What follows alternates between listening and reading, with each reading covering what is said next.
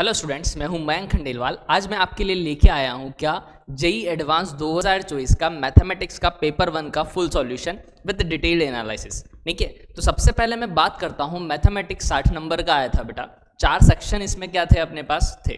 पहले सेक्शन में कितने क्वेश्चन थे बेटा? 4 क्वेश्चन, जिसमें हर एक क्वेश्चन में सिंगल चॉइस करेक्ट ऑप्शन था अपने पास, यानी उसका जो मार्किंग स्कीम था वो 3 नंबर था और नेगेटिव क्या था उसमें? -1 था।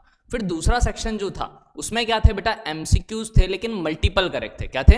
Multiple correct. तो उसमें +4 थी और -1 की नेगेटिव मार्किंग थी, पार्शियल मार्किंग थी, जैसे जैसे ऑप्शन आप करेक्ट करोगे। थर्ड सेक्शन जो था वो था इंटीजर, जो नॉन नेगेटिव था। सबसे बढ़िया बात वो था चॉइस नंबर का। 4 नंबर का एक क्वेश्चन था, 6 क्वेश्चन थे। और फोर्थ सेक्शन जो मैचअप्स था वो भी काफ़ी इजी आया था इस बार कंपैरेटिवली। अगर आप दिमाग लगा के करते तो मतलब आप ये मान लो 1 से 1.5 मिनट में कर सकते थे आप, और कहाँ उसी को करने में 10 मिनट भी लगेंगे। तो डिपेंड करेगा आपके सेंस ऑफ उम्र पे। ठीक है, आगे बात करता हूं किसकी कि भाई स्टार्ट करते हैं कि सॉल्यूशन कैसे किया जाएगा क्वेश्चन का। तो मैं स्टार्ट करता हूं पूरा पेपर का डिस्कशन। आइए स्टार्ट करते हैं। सबसे पहला क्वेश्चन देखिए, जब भी जेईई एडवांस का आप पेपर दे रहे हो, कोई भी क्वेश्चन सॉल्व कर रहे हो, तो एक माइंड मैप होना चाहिए। तो आइए स्टार्ट करते हैं कैसे माइंड मैप सॉल्व करते हैं।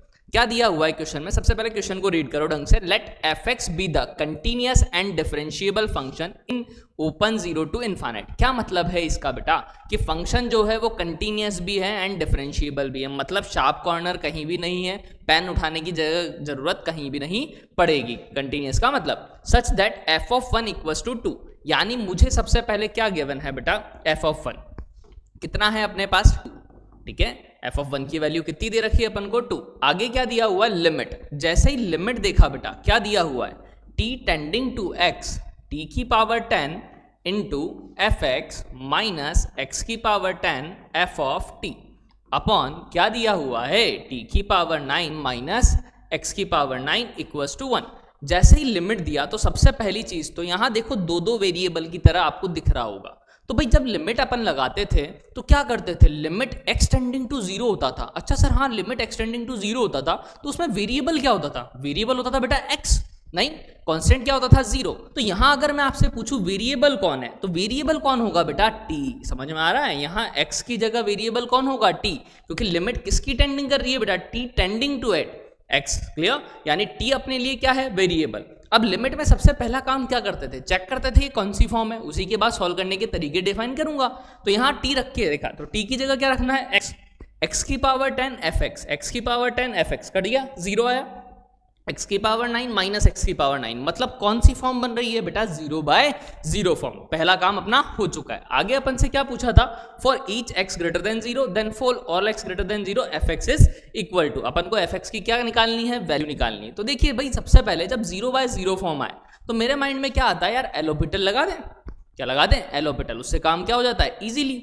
अब एलोपिटल किसके रेस्पेक्ट में डिफरेंशिएट करेंगे बेटा? तो सबसे पहली चीज मैंने बताया था, वेरिएबल के रेस्पेक्ट में क्या होगा? डिफरेंशिएट। तो वेरिएबल क्या है यहाँ? t, तो उसके रेस्पेक्ट में ही क्या करूंगा? डिफरेंशिएट। तो देखिए कैसे होगा। t की पावर 10 है एफ एक्स, तो एफ एक्स तो मेरे लिए अभी कांस्टेंट हो गया एक तरह से t के रेस्पेक्ट में। तो एफ एक्स को तो एज इट इज रखा, x की t की पावर 10 का 10 t की पावर कितना हो जाएगा? 9 n x n minus 1। x की पावर 10 अब क्या है? अभी कांस्टेंट। एफ टी का क्या होगा? एफ डैश टी के रेस्पेक्ट में कर रहा हूं। अच्छा, t की पावर 9 का क्या होगा? 9 t की power 8 n x n minus 1। इसका डिफरेंशिएशन क्या होगा बेटा? 0। क्यों? क्योंकि t के रेस्पेक्ट में x अभी क्या है मेरे लिए? कांस्टेंट।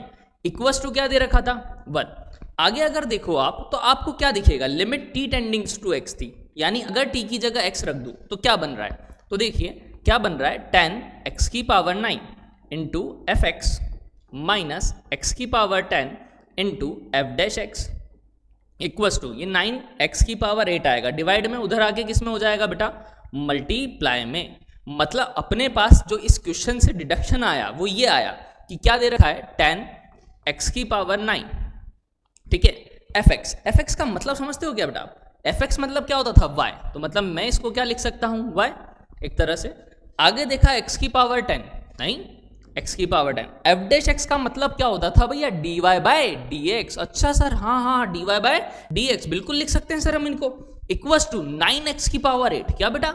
9x की पावर 8। अब अगर डिफरेंशियल इक्वेशन पढ़ी हो क्या पढ़ी हो, जहां dy बाई डी एक्स की टर्म भी आ रही है और y की टर्म भी आ रही है, तो लीनियर डिफरेंशियल इक्वेशन माइंड में आना चाहिए। क्या होती थी, यहां लिख देता हूं, dy by d x plus p y equals to q. ये क्या होती थी अपने पास, लीनियर डिफरेंशियल इक्वेशन, जिसमें dy बाई डी एक्स भी आता था और y भी आता था, जहां p क्या होता था बेटा, अगर याद हो आप लोगों को तो फंक्शन ऑफ x।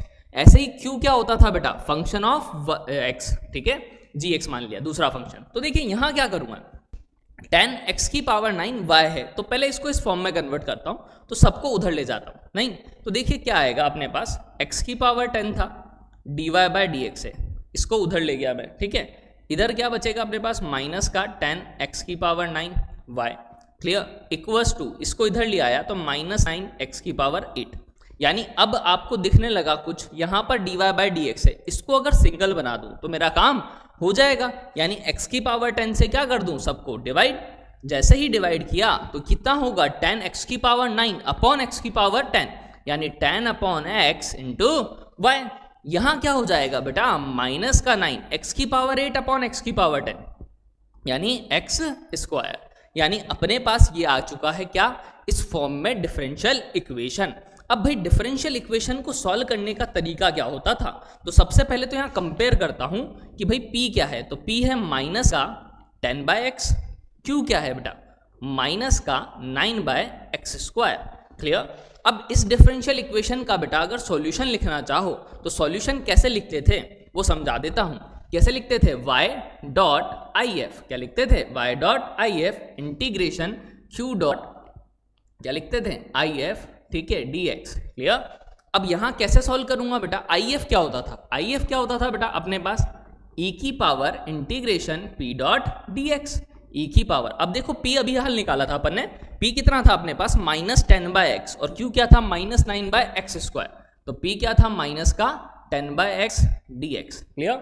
यानी अगर यहां से देखूं तो e की पावर माइनस 10 1 बाई एक्स का क्या होगा बेटा, ln x, यानी e की पावर ln x की पावर माइनस 10। अब प्रॉपर्टी क्या थी बेटा, नहीं e की पावर ln, नहीं e से ln क्या हो जाता था, कैंसिल आउट, हाँ सर बिल्कुल कैंसिल आउट होता था। प्रॉपर्टी होती थी a की पावर ln है तो a से ln हट जाता था, जो m होता था वही अपना क्या हो जाता था, आंसर। मतलब IF कितना आ चुका है बेटा, x की पावर माइनस 10। अच्छा सर अब इसके बाद क्या करना है, इसके बाद बस उठा के वैल्यू पुट कर देनी है, मतलब y इंटू एक्स की power minus 10 equals to q कितना था बेटा, अभी हाल दिखाया था मैंने आपको, वापस दिखाता हूँ, माइनस 9 बाई एक्स स्क्वायर। तो q की वैल्यू कितनी रख देता हूँ, माइनस का 9 by x square into IF कितना है बेटा, x की पावर माइनस 10 dx, यही आएगा अपने पास। ये x की पावर 2 है, ऊपर आके क्या होगी बेटा, नेगेटिव, माइनस 10 माइनस 2 यानी माइनस 12, मतलब माइनस 9 इंटीग्रेशन ऑफ x की power minus 12 dx, y into क्या दे रखा है, x की पावर माइनस 10। अच्छा x की पावर माइनस 12 का इंटीग्रेशन क्या होगा बेटा, खुद सोचिए, y इंटू एक्स की पावर माइनस 10 अपने पास है इक्वल्स टू माइनस 9, एक्स की पावर n का क्या होता था, एक्स की power n plus 1 upon n plus 1, मतलब माइनस 12 प्लस 1, यानी कितना हो जाएगा, माइनस 11 अपॉन माइनस 11। जब इंटीग्रेशन करते हैं तो क्या आता है बेटा, प्लस c, तो वो लगा दिया। यानी यहां से अगर कैलकुलेट करूं बेटा तो y इक्वल्स टू क्या होगा, x की पावर माइनस 10 नीचे आएगा, माइनस 9 एक्स की पावर माइनस 11 एक्स की power minus 10 plus c upon x की पावर माइनस 10। क्लियर है या नहीं। यानी यहां से अगर देखा तो x की पावर कितनी बच रही है, माइनस 1, यानी मैं क्या लिख सकता हूं, 9 बाई 11 एक्स, नीचे आ जाएगा पावर, c बाय एक्स की पावर माइनस 10, यानी c इंटू एक्स की पावर 10 इक्वल्स टू y। अब देखिए भाई मेरे को क्वेश्चन में पूछा क्या था, मुझे क्वेश्चन में पूछा था fx की वैल्यू, नहीं साथ में क्या दिया हुआ था, f ऑफ 1 2 के इक्वल है, क्या है, f ऑफ 1 2 के इक्वल, ठीक है। तो देखिए f ऑफ 1 अगर 2 के इक्वल है तो मैं क्या कर सकता हूं, आप खुद सोचिए, ये y क्या था, fx, नहीं ये 9 बाय 11x आ गया, c x की पावर 10 आ गया, ठीक है। अगर c निकाल लूं तो मेरा काम चुटकियों में हो जाएगा। f ऑफ 1 दे रखा है, मतलब x की जगह 1 पुट कर दूं तो ये 9 बाय 11, ये c, ये कितना हो जाएगा बेटा, 2 दे रखा है, तो 2 minus 9 by 11 equal to c, 11 to 22 minus 9, यानी 13 बाय 11 इक्वल टू c, मतलब c की वैल्यू कितनी आ चुकी है, 13 बाय 11। यानी फाइनली अपने पास जो बना fx वो क्या बना, 9 by 11x plus 13 by 11 x की पावर 10। तो देखिए अपने पास कौन सा ऑप्शन बच रहा है कि भाई 9/11, 9x ये रहा, 13/11 x की पावर 10, यानी आंसर क्या है अपना बी ऑप्शन करेक्ट। तो ये पहला क्वेश्चन अपना हो गया। मैंने आपको समझाया इसलिए थोड़ा ज़्यादा टाइम लगा, खुद से कैलकुलेशन करोगे तो और कम टाइम लगेगा। तो कितना इजीली सॉल्व हुआ, जो जो बोलता जा रहा था वो अपन ने करते चले गए। देखिए सेकंड क्वेश्चन पे आते हैं। सेकंड क्वेश्चन को रीड करते हैं। सबसे पहले क्या बोल रहा है, a student appear for a quiz for consisting of only true false question. मतलब एक पेपर है जिसमें क्या है, सिर्फ और सिर्फ ट्रू फॉल्स क्वेश्चन है, उसके अलावा कोई क्वेश्चन नहीं है। आगे क्या बोला, and answer all the question, सारे को आंसर करना है। The student knows the answer of some question and guesses the answer. मतलब कि अपने पास क्या है, स्टूडेंट जो है या तो आंसर को जानता है या फिर क्या कर रहा है बेटा, गैस कर रहा है। मतलब नो है मतलब जानता है, जी मतलब क्या है, गैस कर रहा है। ठीक है, आगे बात करता हूं किसकी, guesses the answer of the remaining question. ठीक है, whenever the student knows the answer of the question he gives correct answer.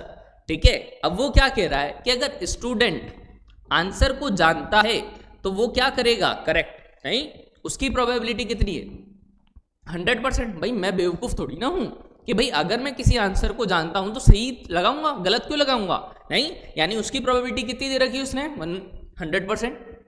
आगे क्या बोला है, ठीक है, फिर देखो, assume that the probability of student giving the correct answer for a question, ठीक है, given that he guesses it. इसका मतलब क्या है, गिवन जो हो रखा होता है बेटा वो कहां आता है, अपॉन में। उसने बोला है given that he guesses it, मतलब उसने गेस किया, उसके बाद उसका आंसर करेक्ट हो, उसकी प्रोबेबिलिटी कितनी है, 1/2। आगे बोला, also assume that the probability of the answer the question being guess given that answer is correct. मतलब इसका उल्टा बता दिया आप, क्या गिवन है आंसर करेक्ट और उसने गेस किया हो, उसकी प्रोबेबिलिटी कितनी है, 1/6। अपन को फाइंड क्या करना है, then the probability of the student knows the answer randomly of a chosen question. इसका मतलब क्या है, अपन को क्या निकालना है, प्रोबेबिलिटी किसकी, नो की। मतलब मुझे निकालना है पी के, क्लियर। अगर ये निकालना है तो मुझे एक चीज पता लग गई, या तो के था या जी था, मतलब पी के प्लस पी जी कितना होगा बेटा, 1। ये मेरे माइंड में हो जाना चाहिए, क्यों, क्योंकि मेरे पास दो ही ऑप्शन है, तो इनकी प्रोबेबिलिटी का सम क्या होगा, 1 होगा। यानी अगर मैं एक को क्या मान लूँ बेटा, कुछ भी मान लूँ, एक को क्या मान लिया मैंने, लेट सपोज x, तो दूसरा क्या हो जाएगा, pg कितना हो जाएगा, तो pg की वैल्यू कितनी हो जाएगी, 1 - x।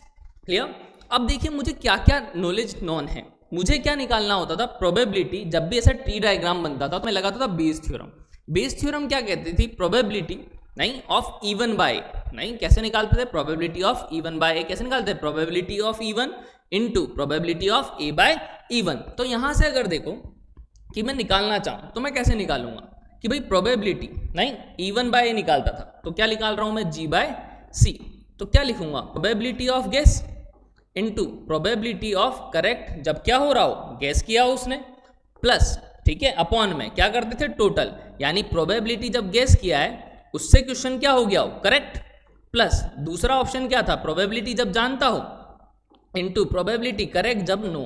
नहीं, ये क्या है, बेस थ्योरम का फॉर्मूला। जिसको नहीं आता मैं यहाँ साइड में लिख देता हूं कि भाई probability of E one by A क्या होता था, probability of E one into probability of A by E one upon probability of E one, probability of A by E one plus probability of E two probability of A by E two. ये क्या होता था अपने पास, Bayes theorem का formula.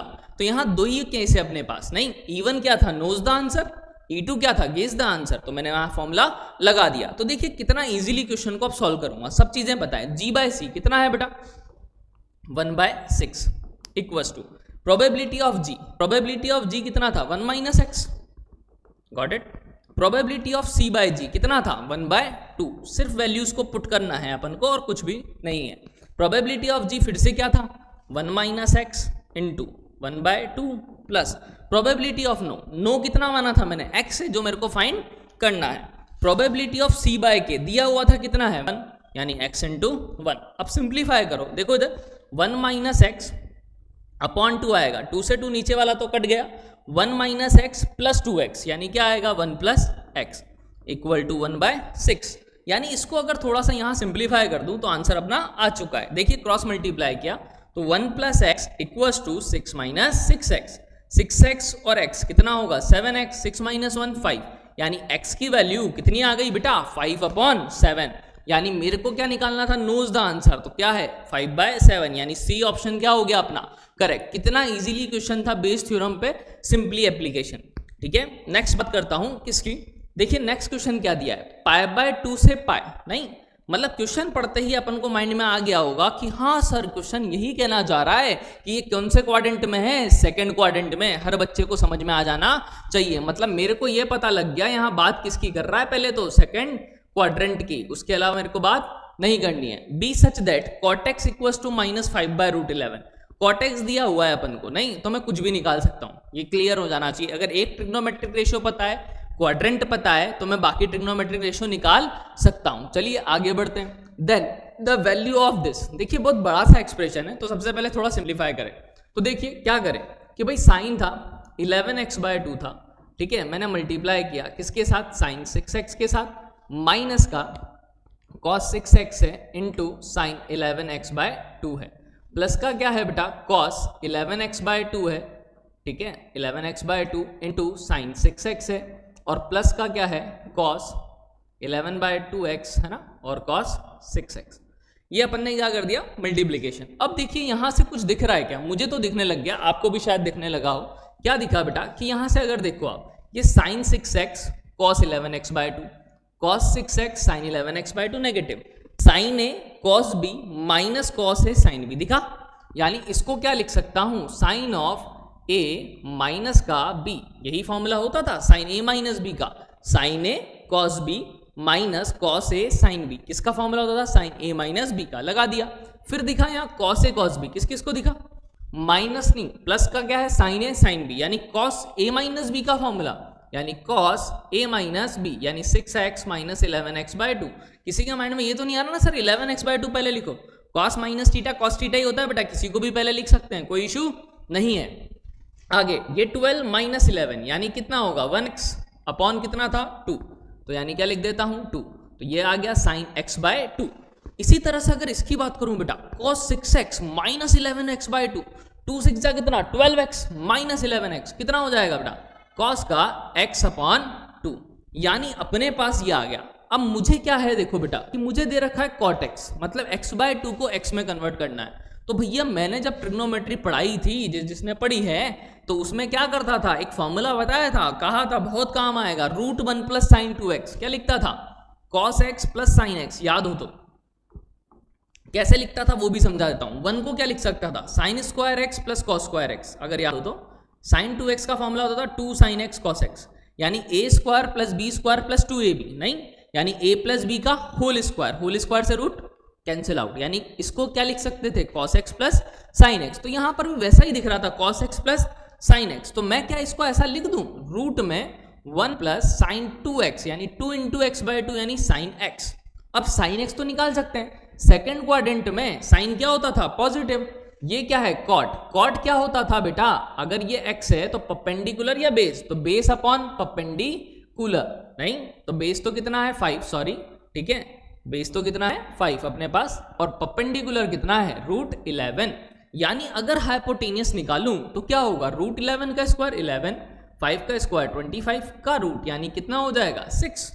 मतलब अगर sign x निकालूं तो √11 परपेंडिकुलर है, हाइपोटेनियस है 6, तो क्या लिख दूं 1 प्लस √11 अपॉन 6, यानी कि 6 प्लस √11 अपॉन 6। तो यहां तक अपन पहुंच चुके हैं। अब देखिए मेरे पास क्या है, कहीं भी ऐसा ऑप्शन मैच नहीं कर रहा, पहली चीज तो मुझे समझ में आ जानी चाहिए। यहाँ क्या आ रहा है, नीचे सब में या तो √2 है या 2 है, ऊपर √11 प्लस 1 है, यहाँ √11 तो दिखा नहीं, तो मैंने क्या सोचा कि यार यहाँ दिख रहा है या तो 2√3 या 3√2, नहीं 3√2 है, अगर इसका स्क्वायर करूँ तो 3 का स्क्वायर कितना हो जाएगा 9 इंटू 2 18 हो जाएगा, या इसका अगर करूँ तो 2 का स्क्वायर 4 इंटू 3 यानी 12, या तो नीचे 12 है या क्या आना चाहिए 18 रूट के अंदर, तभी मेरा काम होगा, अदरवाइज नहीं होगा।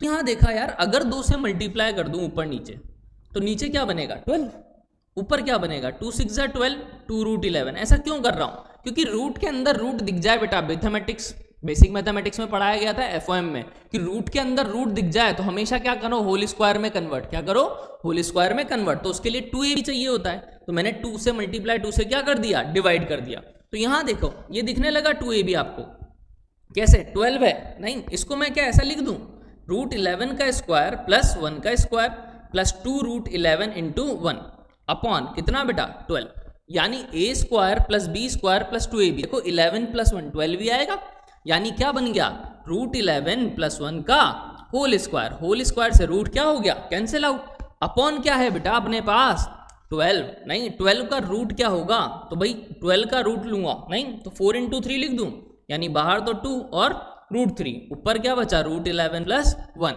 यानी रूट 11 प्लस 1 अपॉन 2 रूट 3, यानी कि बी ऑप्शन अपना क्या हो गया करेक्ट। ये तीसरा क्वेश्चन अपना क्या हो चुका है सॉल्व आउट, कितना इजीली था। नेक्स्ट क्वेश्चन पे बढ़ते हैं। देखिए भाई कंसीडर देन इलिप्स, नहीं तो सबसे पहले माइंड में आ गया कि भैया क्या बोलना चाह रहा है, वो इलिप्स की बात कर रहा है, किसकी बात कर रहा है इलिप्स की। तो मैं इलिप्स बना लेता हूं एक जनरलाइज, ठीक है बेटा, मैं क्या बना लेता हूं थोड़ा सा इलिप्स को मैंने बना लिया, डायग्रामेटिकली ड्रॉ कर लेते हैं। इसके बाद अपन को क्या बोला है, तो बात करते हैं भाई इलिप्स है X square by 9 plus Y square by 4। तो भाई मैंने देखा है कि सबसे पहले कि भाई ये ऐसा ही बनेगा या वर्टिकल बनेगा, तो इसमें ए स्क्वायर बड़ा आ रहा है बी स्क्वायर से, ऑब्वियस है, मतलब कि ये कौन सा होगा हॉरिजॉन्टल इलिप्स होगा। अब आगे बात करते हैं भाई कि जब मुझे पता है ये 9 है, मतलब ये वाला जो पॉइंट है वो मेरे को पता लग जाना चाहिए क्या होगा 3,0, और ये पॉइंट मुझे पता लग जाना चाहिए क्या होगा 0,2। ये सिर्फ मैंने अभी इतना देखा, उसी के बारे में बात कर ली। आगे बात किया let S P comma Q, एक पॉइंट है, ठीक है, कहां बोल रहा है फर्स्ट क्वाड्रेंट। अब फर्स्ट क्वाड्रेंट में अंदर भी हो सकता है और बाहर भी हो सकता है, तो अभी मैं ड्रॉ नहीं कर रहा हूं, आगे बात करता हूं। First quadrant such that P square by 9 Q square by 4 greater than 1। इसका मतलब क्या है, जब मैंने p और q इसमें पुट किया बेटा, तो p square upon 9 Q square by 4 minus 1 अगर ग्रेटर देन 0 होता था, याद है कि अगर s1 ग्रेटर देन 0 है तो पॉइंट क्या होता था आउटसाइड, मतलब ये s1 ग्रेटर देन 0 को शो कर रहा है, मतलब पॉइंट कहां होना चाहिए कहीं बाहर, ये चीज मुझे क्लियर हो जानी चाहिए। आगे क्या बात कर रहा है, 2 टेंजेंट्स, 2 टेंजेंट ड्रॉ करी फ्रॉम s, इस पॉइंट से, ठीक है। आगे of which one of the meet the ellipse at one end point of the minor axis. क्या मतलब है वो देखो वापस से पढ़ लीजिए, क्या कि जो टेंजेंट है वो माइनर एक्सिस पे एंड पॉइंट पे क्या कर रही है अपन को टच कर रही है, मतलब ये वाला पॉइंट अगर टच करता है तो इस पे टेंजेंट तो हॉरिजॉन्टल बनेगी, ये चीज मुझे क्लियर हो जानी चाहिए। मतलब कि अगर मैं देखो इसकी टेंजेंट बना दूं तो टेंजेंट कैसे बनेगी, ये ऐसे ही बनेगी कहीं नहीं, तो ये मैंने क्या बनाई माइनर एक्सिस पे। अब S जो पॉइंट था वो P कॉमा Q था, तो अगर आपके माइंड में आना चाहिए कि सर अगर S P comma Q point था तो मैं क्या बोल सकता हूं बेटा, खुद समझिए इस चीज को कि अगर ये P कॉमा Q पॉइंट है तो यहां पर ऑब्वियस है कि P कॉमा Q है तो Q तो हमेशा क्या रहने वाला है 2, क्लियर, क्योंकि इस लाइन पे हमेशा y कोऑर्डिनेट कितना होगा 2। मतलब मैं अगर कोई पॉइंट मान लूं, लेट सपोज कि भैया ये है P कॉमा 2 पॉइंट है जो S पॉइंट है। अब उसने बोला था 2 टेंजेंट, आगे क्या बोला है उसने वो भी पढ़ लेते हैं, minor axis and other meet the ellipse at the point T in the fourth quadrant. मतलब यहां से जब टेंजेंट खींची गई, यहां से जब टेंजेंट खींची गई अपने पास तो वो कुछ ऐसे मिली, तो मैंने मान लिया कि भाई ऐसा कुछ था डायग्राम, तो थोड़ा डायग्राम को और एक्सटेंड कर देते हैं अपन, ठीक है, ताकि अपना डायग्राम थोड़ा सा क्या हो जाए बेटा स्पेसिफाई। एक और बना लेते हैं, ये एक और लाइन, तो मैं क्या कर रहा हूं थोड़ा सा चेंज आउट कर रहा हूं बेटा इसमें कि ये जो S पॉइंट है वो यहाँ नहीं है, ठीक है, वो कहां पर है, ये इस पॉइंट को काट के मैं कहां कर देता हूं शिफ्ट, यहाँ SP,2, क्लियर। ये अपना डायग्रामेटिकली क्या हो चुका है सही हो चुका है। आगे क्या बात करी बेटा, let R be the vertex of an ellipse with the positive x coordinate. नहीं, इसका मतलब क्या है कि भैया x कोऑर्डिनेट क्या है अपने पास पॉजिटिव R का, ठीक है, वर्टेक्स का, मतलब कि ये वाला जो पॉइंट है वर्टेक्स वो क्या है R है अपने पास। आगे क्या बोला है ORT, नहीं ये पॉइंट क्या था उसने बोला था T है, ये पॉइंट क्या है ओरिजिन, तो ORT ट्राइंगल का एरिया, मतलब ये जो ट्राइंगल बन रहा है इसका जो एरिया है वो कितना दिया है 3/2। अब किस किस को ये समझ में आ रहा है कि यार ये ORT, क्या ORT, यार ये ट्राइंगल है तो यार ये तो हो गया बेस, और यहां से ये जो परपेंडिकुलर आएगा ये क्या हो जाएगी इसकी हाइट, क्लियर। तो अगर मैं T के कोऑर्डिनेट मान लूं कि भैया x1, y1 है, क्या है x1, y1, तो मतलब ये जो डिस्टेंस होगी वो क्या होगी -y1, गॉट इट। भाई ये डिस्टेंस नेगेटिव होगी ना फोर्थ क्वाड्रेंट, तो माइनस का y1, half into base into height, base कितना है बेटा ये डिस्टेंस कितनी थी 3 का मॉड, मॉड होगा क्यों, क्योंकि एरिया हमेशा क्या होता है पॉजिटिव, इक्वल्स टू क्या दिया हुआ है बेटा 3/2। अब 3/2 से 3/2 तो क्या हो जाएगा कैंसिल, तो y1 की वैल्यू क्या आएगी, या तो +1 या -1। तो भैया मुझे पता है कि फोर्थ क्वाड्रेंट है तो नेगेटिव होगा, यानी y1 कितना हो गया बेटा, -1। मतलब कि ये जो पॉइंट है वो अपने पास सॉल्व होके x1 का क्या आ गया, -1। अब देखिए भाई ये पॉइंट है, मुझे फाइंड आउट क्या करना है, विच of the following option is correct. मुझे फाइंड करना है p और q। नहीं तो q तो मेरे पास 2 आ ही चुका है, तो मतलब ये ऑप्शन या और ये ऑप्शन में से दोनों में से कोई एक सही होगा, p निकालना है। तो कैसे निकालें, आइए समझते हैं। क्या ये पॉइंट जो है नहीं इस इलिप्स को सेटिस्फाई करेगा, क्योंकि टेंजेंट पर भी है और इलिप्स पर भी है। तो मैं पॉइंट रख देता हूं, क्या था equation, x²/9 plus y²/4 equals to 1। इसको सेटिस्फाई करेगा, मतलब x1²/9, y1 कितना है -1, तो -1/4 इक्वल्स टू 1, यानी x1² नहीं माइनस का स्क्वायर प्लस ही हो जाएगा बेटा, तो प्लस ही लिख देता हूं। उधर आएगा तो कितना 1 - 1/4 यानी 3/4, 9 इधर आ जाएगा। इसका रूट लूंगा तो कितना होगा, √3 × 3/2। अब पॉजिटिव भी और नेगेटिव भी, क्योंकि स्क्वायर रूट लूंगा तो पॉजिटिव भी आएगा और नेगेटिव भी आएगा। बट कौन सा क्वाड्रेंट, फोर्थ।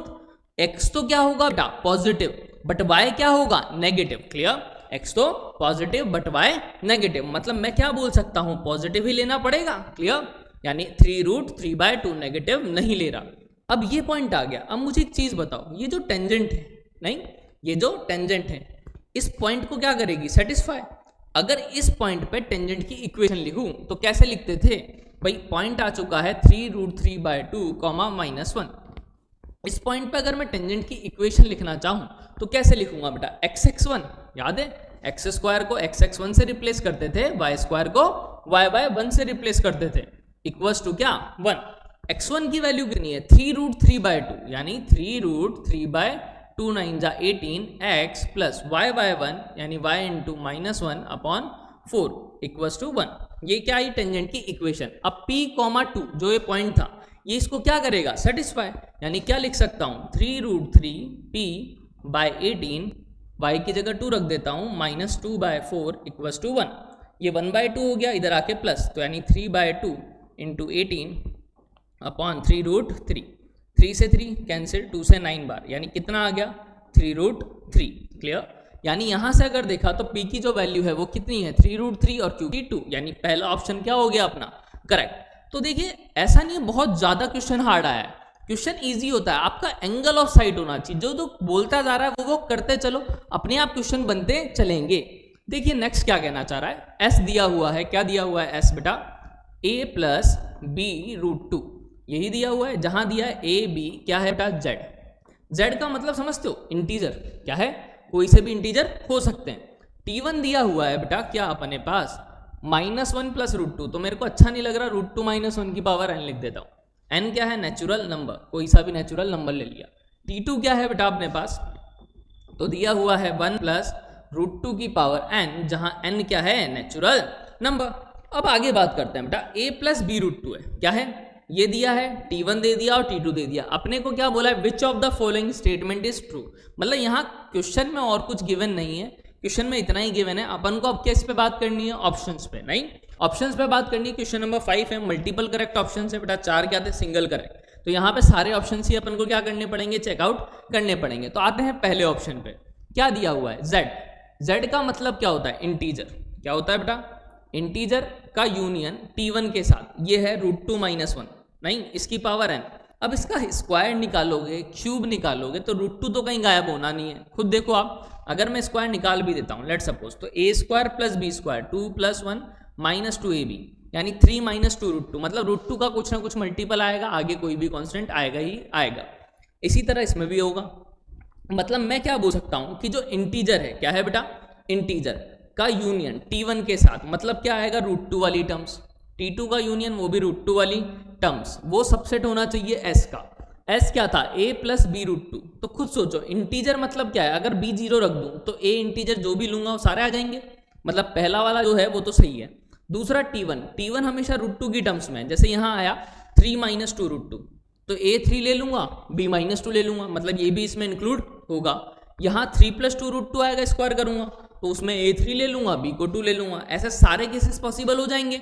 मतलब कि मेरे पास क्या है कि इन सब का जब यूनियन करूंगा तब भी वो इसका पार्ट तो होगा ही होगा, मतलब इसका क्या होगा, सबसेट। मतलब ए ऑप्शन बिल्कुल क्या है बेटा, करेक्ट है। तो बहुत ही इजी सा क्वेश्चन था। सेकेंड ऑप्शन क्या कह रहा है, T1 intersection this is equal to 5। इसका मतलब क्या है, T1 का मतलब क्या था, √2 - 1 ये रहा, नहीं ये हमेशा इस फॉर्म में आएगा, नहीं। तो पहले एक चीज बताओ मुझे, कहां से कहां तक रीजन है, 0 से 1000 1/2024, ये वैल्यू 1 से क्या है, बहुत छोटी, ये समझ में आ जाना चाहिए। अब मैं चेक करता हूं ये वैल्यू, √2 होता है 1.414, नहीं -1 किया तो 0.4 क्या आएगा बेटा, 0.4। अब 0.4 की पावर n, नहीं यानी बहुत छोटी आएगी जैसे से n बढ़ाता जाऊंगा, मतलब कहीं ना कहीं जाके वो इसके बीच में कोई ना कोई नंबर तो देगा, इसके बीच में कहीं ना कहीं कोई नंबर तो देगा, मतलब इन दोनों में कुछ ना कुछ तो कॉमन होगा, ये कंफर्म है, क्योंकि ये भी 1 से छोटा है, जैसे जैसे पावर बढ़ाता जाऊंगा वैल्यू और छोटी होती जाएगी, मतलब इन दोनों में कुछ ना कुछ तो कॉमन होगा। तो ये तो कह रहा है 5, तो मतलब ये ऑप्शन तो गलत है भाई, नहीं। फिर बात करते हैं T2 की, ये 2024 से इन्फानेट, मतलब 2024 से आगे कोई भी नंबर है उसके साथ जो कह रहा है ये 5 नहीं होना चाहिए, ठीक है, मतलब कुछ कॉमन आना चाहिए। तो देखते हैं, ये 1.4 था, ये 1 था, 2 पॉइंट समथिंग, उसकी पावर बढ़ाता जाऊंगा तो नंबर बढ़ता ही जाएगा, मतलब कहीं ना कहीं इसके साथ कॉमन तो आएगा ही आएगा। 2024 से बड़ा नंबर T2 में मिलेगा ही मिलेगा, ऑब्वियस है, पॉइंट में मिलेगा लेकिन मिलेगा नंबर, क्लियर आगे। तो ये ऑप्शन क्या है, करेक्ट। नेक्स्ट ऑप्शन क्या है, cos pi a plus b √2, cos pi a plus b √2 plus iota sine pi a plus b √2, क्या मतलब है इसका बेटा, आयोटा आ गया, आयोटा क्या होता है, इमेजनरी, वो कह रहा है एलिमेंट ऑफ z ये इंटीजर होना चाहिए, ये क्या होना चाहिए, इंटीजर, कब, if and only if b = 0 i = √-1। अब खुद सोचिए आप कि यार अगर i = √-1 है, वो बोल रहा है a ये क्या होना चाहिए, integer, if only if b = 0, तो खुद सोचो अगर b 0 रखूंगा तभी ये वाली टर्म क्या होगी, 0, यानी ये पाए का क्या आएगा, मल्टीपल, और साइन पाए का मल्टीपल मतलब 0, साइन में कोई भी पाए रख दो, पाए 2 पाए 3 पाए 4 पाए हर जगह क्या होता है, 0, तो आयोटा हट जाएगा उस केस में, कब, जब b हटेगा, क्योंकि पाए का मल्टीपल होना चाहिए, रिलेशनल नहीं होना चाहिए 2 पाए 3 पाए 4 पाए, तो यानी b क्या होना चाहिए, 0, तब क्या आएगा, ये खत्म, यहाँ पे ये भी खत्म, cos पाए, नहीं अब cos 2 पाए तो 0 हो जाता है, cos पाए क्या होता है, -1, तो इंटीजर आएगा बिल्कुल, यानी कि वो सही कह रहा है कि अगर b 0 है तभी अपन को क्या मिलेगा बेटा, क्या मिलेगा, इंटीजर, अदरवाइज इंटीजर नहीं मिलेगा, क्योंकि वहां पे अगर ये नहीं आया तो ये इमेजिनरी नंबर होगा ही होगा, मतलब कि जो डी ऑप्शन है वो भी क्या है अपना करेक्ट, मतलब ए सी और डी तीनों ही अपने क्या थे बेटा, करेक्ट ऑप्शन थे। आगे बात करते हैं, क्या है क्वेश्चन नंबर 6, क्या है, let r square denote r cross r, let s दे रखा है ए बी सी ये दे रखा है, और साथ में दिया है a x square plus 2bxy plus cy² less than greater than 0 for all xy real number -0 से 0, then which of the following statement are true. इसमें भी देखो सिर्फ ये बात करी है, नहीं। अब FOM याद करो, fundamental of mathematics 1, fundamental of mathematics 1 में क्या पढ़ाया गया था कि अगर कभी भी अपन को स्क्वायर वाली कोई टर्म्स दिख रही है तो उनको क्वाड्रेटिक में कन्वर्ट कर लो, नहीं। तो मैंने क्या कर दिया, y² से डिवाइड किया, तो x/y का होल स्क्वायर, ये क्या हो जाएगा, y² से करूंगा तो x/y, ये हो जाएगा c ग्रेटर देन 0। इसको अगर t मान लूं तो ऐसा दिखा आपको, 2bt प्लस c, मतलब कोई क्वाड्रेटिक दिख गई सर, अरे भैया क्वाड्रेटिक दिख गई, मतलब क्या पता लगा कि कोई भी क्वाड्रेटिक हमेशा पॉजिटिव कब होगी हमेशा पॉजिटिव, जब a पॉजिटिव और d नेगेटिव। देखिए इधर यहां पर क्या, a पॉजिटिव और d नेगेटिव, मतलब मैं क्या बोल सकता हूं, इसका d क्या होना चाहिए, नेगेटिव, a क्या होना चाहिए, पॉजिटिव, तभी वो हमेशा हर एक रियल वैल्यू के लिए क्या होगी, पॉजिटिव, अदरवाइज नहीं होगी। तो देखो d नेगेटिव यानी b², 2b का स्क्वायर 4b² माइनस 4ac, 4 तो कॉमन, यानी b² - ac लेस देन क्या होगा, 0, मतलब ये कंडीशन मुझे फुलफिल हो चुकी है। अब देखिए क्वेश्चन क्या है, वो क्या कह रहा है, a b c है, ये दे रखा है एलिमेंट ऑफ s, तो रख के देख लेते हैं, b का स्क्वायर यानी 7 का स्क्वायर कितना 49 बाय 2 का स्क्वायर 4 माइनस a कितना है 2 इंटू 6, ये कितना आएगा 12 4 जा 48, 12 पॉइंट समथिंग, ये क्या आएगा -12, क्या नेगेटिव आ रहा है क्या, नहीं, ये तो क्या आ रहा है पॉजिटिव, मतलब पहला ऑप्शन तो अपना क्या है, रॉन्ग है बेटा, क्लियरली पता लग चुका है। दूसरा ऑप्शन क्या है, 3b और 12, नहीं, then 2b is less than 1, यही सॉल्व कर देता हूं। क्या कंडीशन थी, b² - ac यानी b² - 3 इंटू 1/12 लेस देन 0, कितना b² - 1/4, एलसीएम लूंगा तो 4b² - 1/4 लेस देन 0, यानी 2b - 1 और 2b + 1 लेस देन 0, अगर यहां से देखा एक रूट क्या आएगा 1/2, एक आएगा -1/2। वेवी कर्व पता है, last most positive negative positive, मतलब -1/2 से 1/2, यानी कि अपने को पता लग गया b कहां से कहां तक है बेटा, -1/2 से कहां तक 1/2 तक। अच्छा d इक्वल भी हो सकता है अगर इक्वलिटी होल्ड करेगी। मैंने क्या किया, d लेस देन 0, अपन को क्या बोला था, क्वाड्रेटिक ग्रेटर देन 0 है, इक्वल 0 नहीं है, तो यहाँ इक्वलिटी को मैं हटा देता हूँ। क्लियर, यानी कि अपने पास क्या है -½ से हाफ। यहाँ देखो क्या है 2b लेस देन 1, इसको सॉल्व कर लो। 2b अगर लेस देन 1 है मॉड, तो -1 से कहां तक 1 तक, 2 को नीचे ले आया, मतलब सही कंडीशन है, मतलब कि अपना बी ऑप्शन क्या है, करेक्ट है।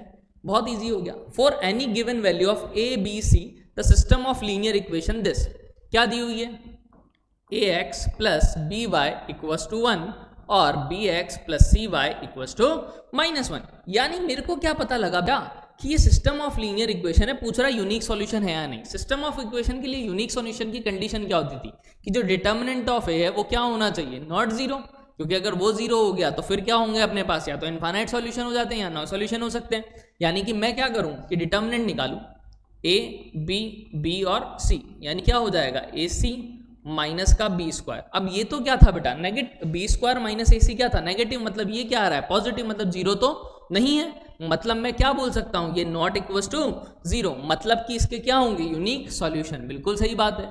सेम टू सेम इसके लिए बात कर लेते हैं। इसके में क्या बोल रहा है इक्वेशन, a+1 है कोफिशिएंट, फिर b है, फिर b है और c+1 है। सॉल्व आउट करूं तो a+1 इंटू c+1 माइनस का बी स्क्वायर, गॉट इट। यानी यहां से अगर देखा तो क्या होगा बेटा, ए सी आएगा प्लस ए आएगा plus C plus 1 minus B square.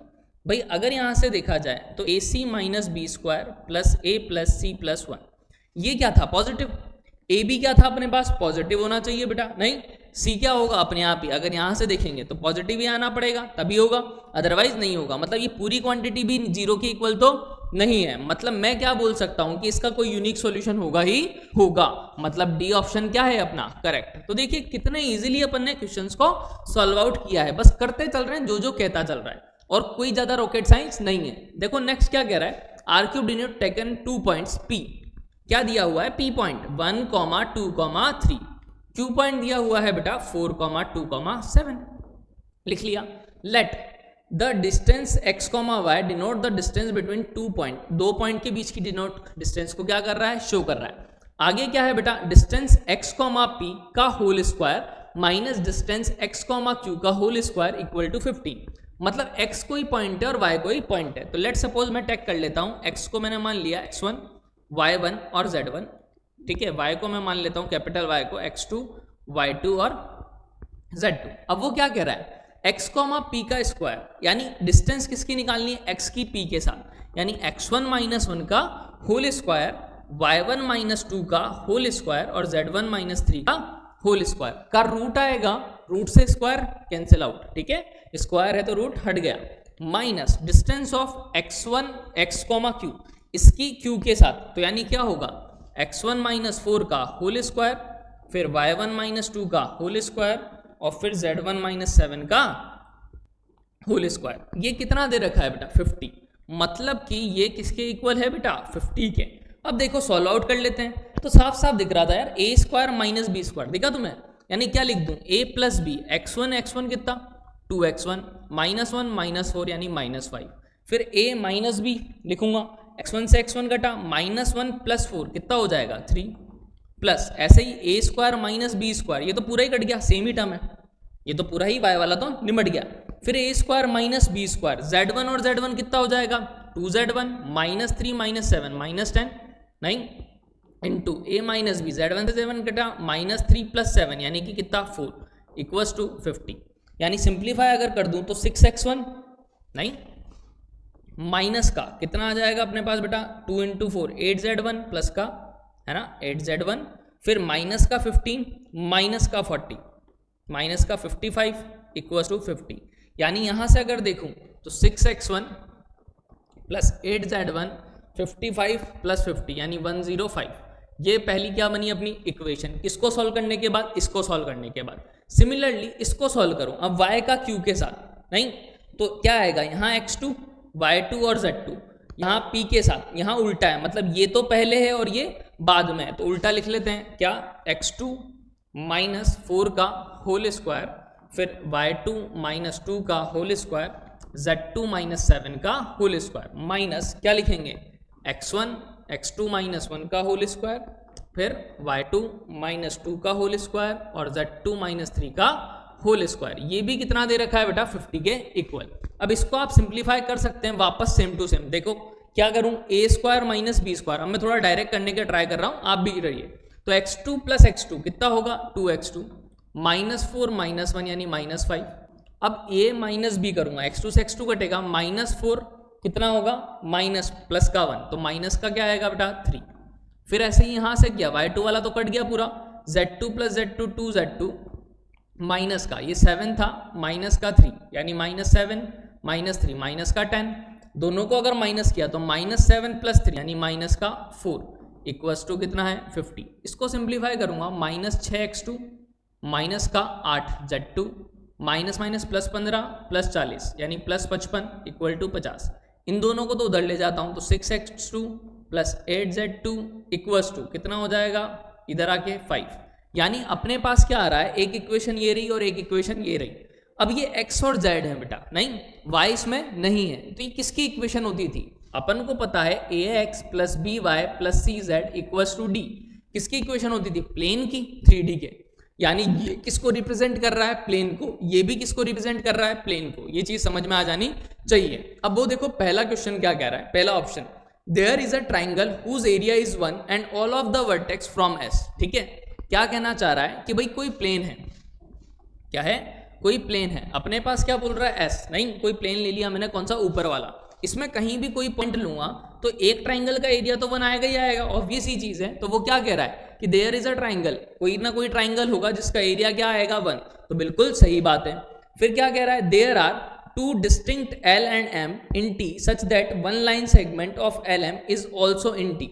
क्या कहना चाह रहा है, L और M है, नहीं किस पर है, दूसरे वाले प्लेन पर, मतलब कि इस वाले प्लेन पर हैं L और M। मैंने मान लिया यहाँ L है और ये M है। आगे क्या बोल रहा है, इन T such that each point on the line segment LM, ये जो लाइन सेगमेंट है इसका हर एक पॉइंट क्या इस T के अंदर है, बिल्कुल है, ऑब्वियसली इसी प्लेन पे तो रहेगा, मतलब ये ऑप्शन भी करेक्ट है। थर्ड क्या कह रहा है, there are many infinitely rectangle perimeter 48 two of whose vertices from S and other 2 vertices from T। तो देखिए इसको थोड़ा सा कर लेते हैं अपन, मैं थोड़ा सा यहाँ पे क्या कर रहा हूँ, इरेज कर देता हूँ, इस चीज को यहाँ बनाता हूँ। देखिए इधर क्या कहना चाह रहा है, 2 है अपने पास, उसने बोला है 2 प्लेन, 2 पॉइंट तो S से लेने और 2 पॉइंट T से लेने, मान लिया ये ले लिया, दोनों एक दूसरे के। अब सबसे पहली चीज बात करते हैं कि ये दोनों प्लेन जो है बेटा क्या है, दोनों प्लेन, एक तो ये रहा और एक ये रहा। इन दोनों प्लेन में अगर आप देखो तो पैरेलल प्लेन है, A और C दोनों सेम है, B0 है दोनों में, D1 और D2 दोनों में चेंजेस है, मतलब ये प्लेन क्या है, पैरेलल। ये समझ में आ गया कि दोनों प्लेन पैरेलल हैं, मतलब रेक्टेंगल बन सकता है, क्लियर। अब देखो अगर इनके बीच की डिस्टेंस निकालें तो फॉर्मूला क्या होता था, D1 माइनस D2 यानी 105 माइनस 5 अपॉन रूट में a square plus B square plus C square यानी 6 का स्क्वायर प्लस, तो यानी 100 अपॉन कितना, यहाँ पे 100 अपॉन 10, नहीं रूट 100 आएगा ना, 0 से 0 कैंसिल, मतलब डिस्टेंस कितनी है बेटा 10।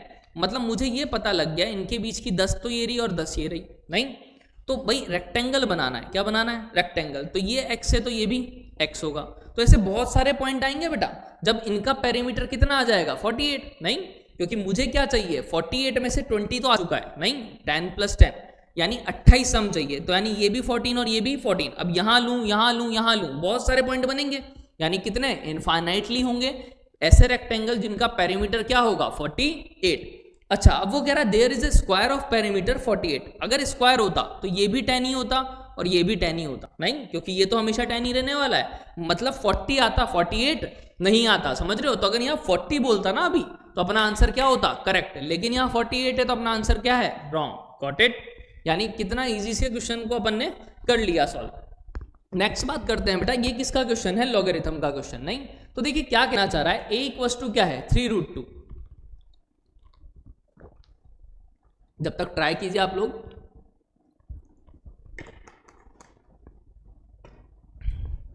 तो देखिए क्या कहना चाह रहा है, a इक्वल्स टू अपने पास क्या है 3√2, b इक्वल्स टू क्या है 5 की पावर 1/6 √6, यही दिया हुआ है, अपन को क्या दिया हुआ है 3x plus 2y equals to log a 18 नहीं की पावर 5/4।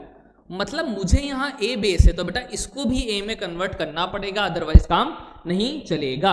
मतलब मैं क्या कर सकता हूँ, तो देखिए a 3√2 है तो मैं इसमें कन्वर्ट करने का ट्राई करता हूँ। a स्क्वायर निकालूं, 3 का स्क्वायर 9, √2 का स्क्वायर कितना होगा 2, यानी 18 आ जाएगा।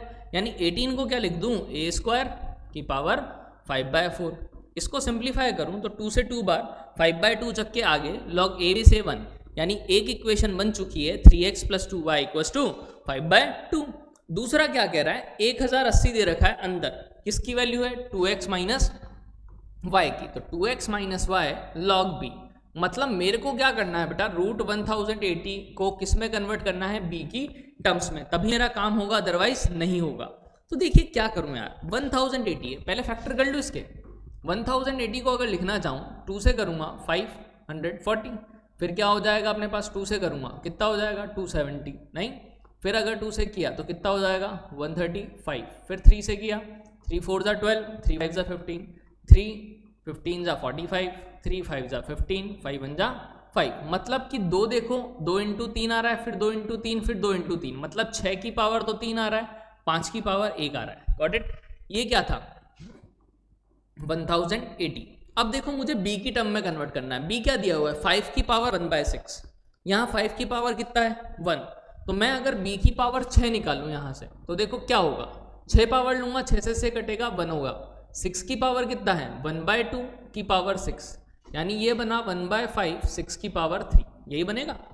अच्छा देखो दिख रहा है क्या, नहीं, यानी ये जो 1080 है इसको अगर मैं देखूँ 5 इंटू 6 तो क्या लिख दूँ 1/b की पावर 6, यानी कि अगर देखें 1080 है नहीं रूट में, तो मैं इसको क्या लिख दूं, रूट का मतलब होता था हाफ पावर नहीं, इसको लिख दूं 1/b की पावर 6 नहीं, यानी b की पावर -6, तो b की पावर -6 इंटू 2 यानी b की पावर -3। हाँ सर बिल्कुल, b की पावर कितना हो गया है बेटा -3, मतलब -3 उचक के कहाँ आ गया आगे, बेस क्या था b से b तो हट जाएगा log b बेस b, तो यानी क्या बचा 2x minus Y equal to 3। अब देखो ये दोनों आ गए, अब तो x और y निकालो और आंसर पाओ अपना। निकाल देता हूँ चलो आप लोगों के लिए कि 4x माइनस का 2y 2 से मल्टीप्लाई कर दिया -6, दोनों को ऐड करूँगा 4 और 3 7x 5/2 माइनस का तो प्लस हो जाएगा, सॉरी ऐड किया है अपन ने तो -6 ही रहेगा, तो माइनस का 10 कितना हो जाएगा,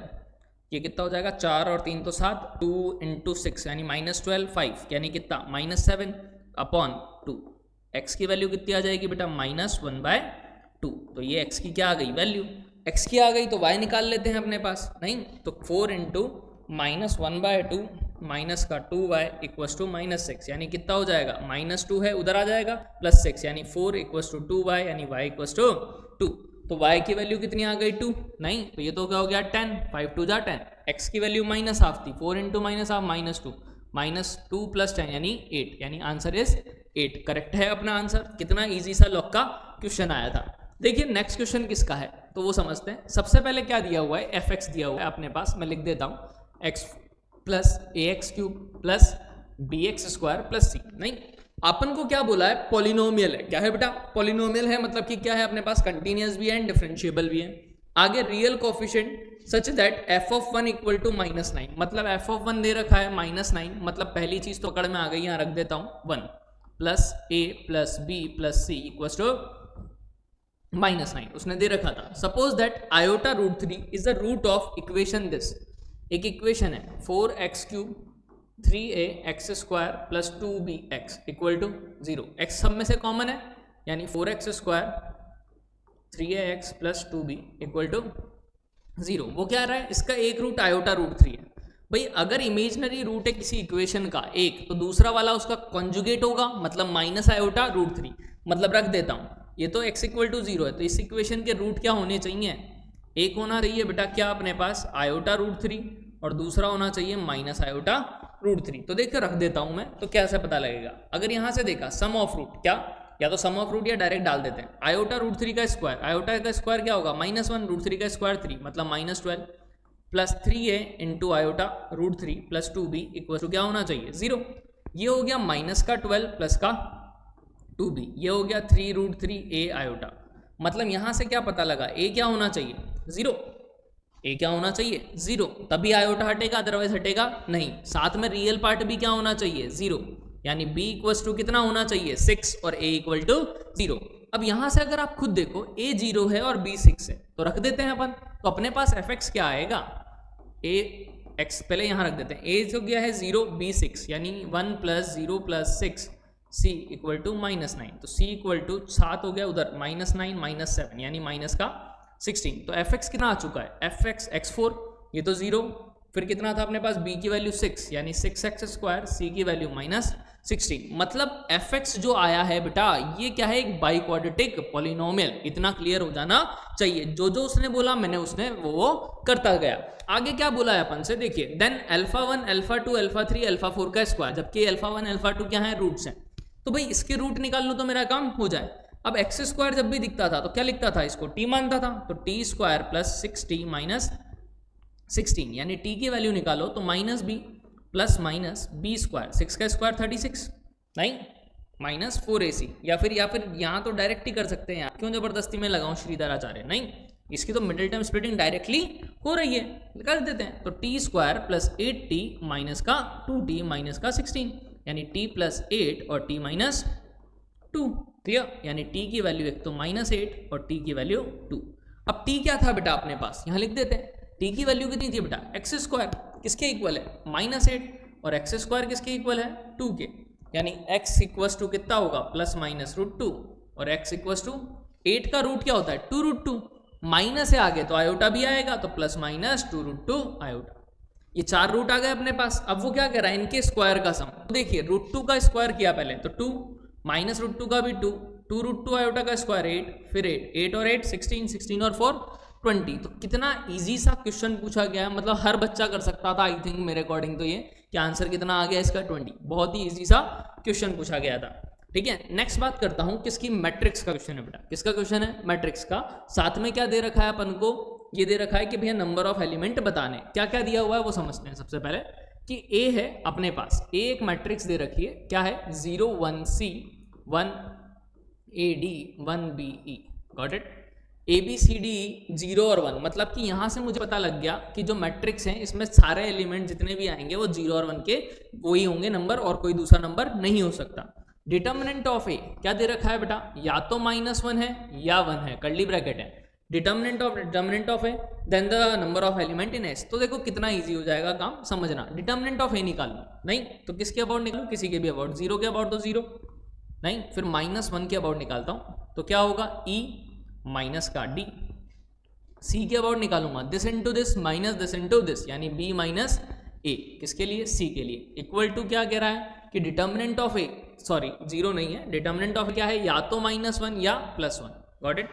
यानी अब केसेस बना लेते हैं। तो पहला ले रहा हूं 1, यानी C into B minus A minus E minus D, एक बार 1, और C into B minus A minus E minus D equal to -1। ठीक है, अब पहले 1 के लिए देखते हैं। तो 1 के लिए मैंने क्या किया, एक बार क्या ले लेता हूँ C को 0, अगर C 0 लिया तो ये तो 0 हो गया, तो E माइनस D है, यानी कि माइनस से मल्टीप्लाई करूंगा तो D minus E equal to क्या आएगा 1।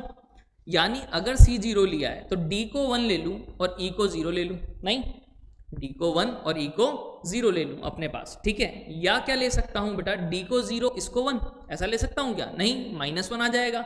क्लियर है या नहीं। यहां से अगर देखें -1 के लिए सॉल्व किया है तो क्या आएगा, E माइनस D था तो D माइनस E, मतलब इसको तो 1 लेना पड़ेगा और इसको 0। अच्छा A के लिए क्या ऑप्शन है, अगर यहां देखा A के लिए क्या ऑप्शन है, तो A के लिए अगर मैं देखूं तो क्या क्या ऑप्शन अपने पास है। A में कुछ भी रख दूं 0 और 1 कोई फर्क नहीं पड़ेगा, B में भी 0 और 1 रख दूं कोई फर्क नहीं पड़ेगा। मतलब मैं क्या बोल सकता हूं कि A में 0 ले सकता हूं या 1, B में भी क्या ले सकता हूं 0 या 1, गॉट इट। ये समझ में आ जाना चाहिए, सेम टू सेम। तो यहाँ पे कितने केसेस आए, इसके लिए 2 ऑप्शन, इसके लिए 2 ऑप्शन, मतलब कि 1 इंटू 2 इंटू 2, यानी 4 ऑप्शन इसके हैं। सेम टू सेम इसमें अगर C 0 लिया, इसमें अगर C 0 लिया तो यहां पर क्या होगा, माइनस का A है तो माइनस से माइनस, यानी E minus D equal to 1। यानी यहां पर भी वही है कि एक तो क्या हो गया अपने पास, E तो 1 होना चाहिए, D क्या होना चाहिए 0। A के लिए 0 1 कुछ भी हो जाए, बी के लिए भी 0 1 कुछ भी हो जाए, तो वापस 1 इंटू 2 इंटू 2, यानी 4 ऑप्शन इसके हैं, 4 ऑप्शन इसके हैं। ये पता लग गया कब के लिए, जब सी क्या था बेटा 0। अब क्या बात कर रहा हूं, जब सी 0 नहीं हो। अगर सी 0 नहीं है बेटा तो सी क्या होगा 1, ऑब्वियस है, या तो 0 होता है या 1, यानी सी को क्या ले लिया 1। दूसरा इधर भी सी को क्या ले लिया 1। अगर सी 1 लिया बेटा तो क्या होगा बी माइनस ए, नहीं ये क्या हो गया था minus minus plus D minus e, ठीक है, इक्वल्स टू क्या आ रहा है 1। यानी क्या पता लग रहा है आपको कि जो b प्लस डी है क्या है माइनस a प्लस ई, ये क्या होना चाहिए 1। अब खुद सोचो ये 1 कब आएगा, जब ये 1 बने और ये 0 बने, या तो खुद बोलो कि भाई जो b प्लस डी है, यहाँ लिख देता हूँ, अपने पास आ रहा है b plus D minus a plus E equals to 1। कब होगा, जब ये या तो क्या बने 1 और ये बने 0, या ये बने 2 और ये बने 1, और कोई ऑप्शन नहीं है। क्यों, ए बी डी ई सब 0 और 1 में से होंगे, तो हाईएस्ट 1 + 1 2 ही बन सकता है, उससे ज़्यादा नहीं बन सकता। अब b प्लस डी अगर 1 है बेटा तो कब कब बनेगा, खुद सोचो। इस केस के लिए बात कर रहा हूँ, पहले वाले के लिए, जब ये 1 हो और ये 0 हो, या ये 0 हो और ये 1 हो। ये 0 कब बनेगा 0 0 0 0 हमेशा नहीं, मतलब ये 2 ही केस पॉसिबल हैं इसके लिए।